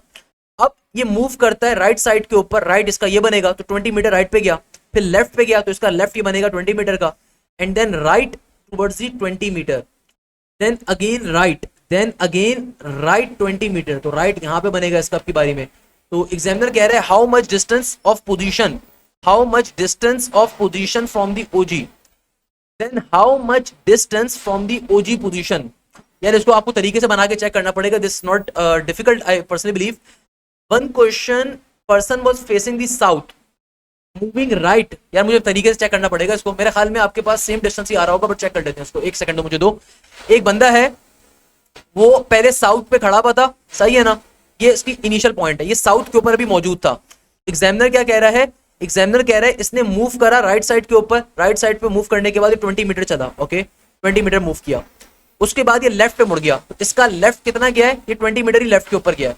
ये क्या है, मैं एक काम करता हूँ, इसको तो पहले रेस करता हूँ, ये साउथ की खाली डायरेक्शन गिवन है यहाँ पे आपको, ओके। तो एक बंदा जो है ये क्या गया है, ये अपने लेफ्ट के ऊपर 20 मीटर के ऊपर गया है, लेफ्ट के ऊपर 20 मीटर के ऊपर गया है, तो ये मेरा 20 मीटर आ गया लेफ्ट के ऊपर।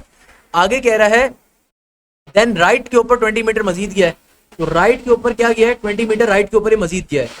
आगे कह रहा है how much distance, then right के ऊपर 20 मीटर गया है, उसके बाद एक और दफा राइट के ऊपर 20 मीटर गया है, उसके बाद एक और दफा राइट के ऊपर 20 मीटर गया है। एग्जामिनर कह रहा है how much distance of the position, ऐसा ये क्वेश्चन यहाँ पे कंप्लीट हो रहा है, then how much distance from the original position. अब देखो how much distance from the original position calculate करना है, तो यहाँ से बंदा ने चलना स्टार्ट किया था, तो ये बन गया 20, फिर ये प्लस का 20, फिर ये बन गया अगेन प्लस का 20। अब देखो ये वापस यहाँ पर आ गया ना, ये माइनस का 20 हो जाएगा, तो ये 40 का डिस्टेंस आना चाहिए मेरी नजर, 40 का डिस्टेंस आना चाहिए, क्योंकि ये वाला डिस्टेंस एक्जैक्टली अपोजिट आ रहा है ना, 40 का आ रहा है। आगे एक बच्चा सजेशन दे रहा है कि भाई सर आपका जब पेपर लॉक हो जाए तो न्यू टैब क्लिक करने से फास्ट के लोगों को क्लिक करके आपको रीओपन होता है। याद रखिएगा, कोई फनकारी करोगे ना बेटा, आपका पेपर लॉक हो जाएगा, फिर वो टैब शैब पे जब आप लोगों पे क्लिक करोगे तो आपका टेस्ट वापस से रीओपन होता है, आपका टाइम जाया हो रहा होगा। तो भाई ये हमारे पास 8 जुलाई के पहली शिफ्ट के क्वेश्चन थे, कुछ क्वेश्चन मैंने इसमें से नहीं बताया, जो मैं अभी अलग से बाद में वीडियो बना के डालूंगा, ताकि ये 3-4 पेपर्स ही आ रहे हैं मेरे पास मजीद, तो मैं उसको भी जो बाकी पेपर आते हैं फर्स्ट शिफ्ट के, सेकंड शिफ्ट के, थर्ड शिफ्ट के, उनके साथ मिला के ऐड कर रहा हूँ। तो भाई ये 8 जुलाई के तमाम पेपर्स जो हमने आज की इस क्लास में भी देखे हैं, ये फर्स्ट शिफ्ट के तमाम बच्चों के एक्सपीरियंसेस थे। इसके अलावा 7 जुलाई की जो एंड की शिफ्टों के अंदर बच्चों ने जो रात 9 बजे 10 बजे पेपर शेयर किए थे, इसमें वो भी इंक्लूडेड मैंने करे हैं। तो भाई ये 8 ऑफ जुलाई की तमाम आपके पास पहली शिफ्ट के पेपर्स आ रहे हैं, प्लस 7 ऑफ जुलाई के जो रिमेनिंग पेपर्स थे वो भी इसमें शामिल हो रहे हैं। तो भाई आज की क्लास को यहीं पे कंक्लूड करते हैं इंशाल्लाह ताला। थोड़ी देर के अंदर शाम तक मैं दोबारा से वीडियो डालूंगा, जिसके अंदर आज के दिन के जितने क्वेश्चन आए होंगे उनको भी सॉल्व कर रहे होंगे। जज़ाकल्लाह खैर। आपने खुद भी ये लेक्चर लेना है, अपने तमाम दोस्तों के साथ शेयर भी करना है, एंड मोस्ट इंपॉर्टेंट चीज, अगर आपका कोई बहन है, कोई आपका भाई है, कोई सिबलिंग है, कोई जानने वाला है, उनको बताना है कि सर हाशिम ज़िया का न्यू बैच फॉर 2026 स्टार्ट हो रहा है अगस्त के अंदर, उसकी डिटेल्स हम लोग बहुत जल्द जारी करेंगे इंशाअल्लाह ताला। तो आपने तमाम दोस्तों को इस बात को शेयर अप भी करना है। तो आज की इस वीडियो को यहीं पे खत्म करते हैं। बहुत सारी दुआओं में याद रखिएगा बेटा। मैं उम्मीद करता हूं, मैं दुआ करता हूं कि आपका फास्ट यूनिवर्सिटी का टेस्ट बहुत अच्छा हो, जज़ाकल्लाहुल खैर, thank you so much. Hashim Zia signing of.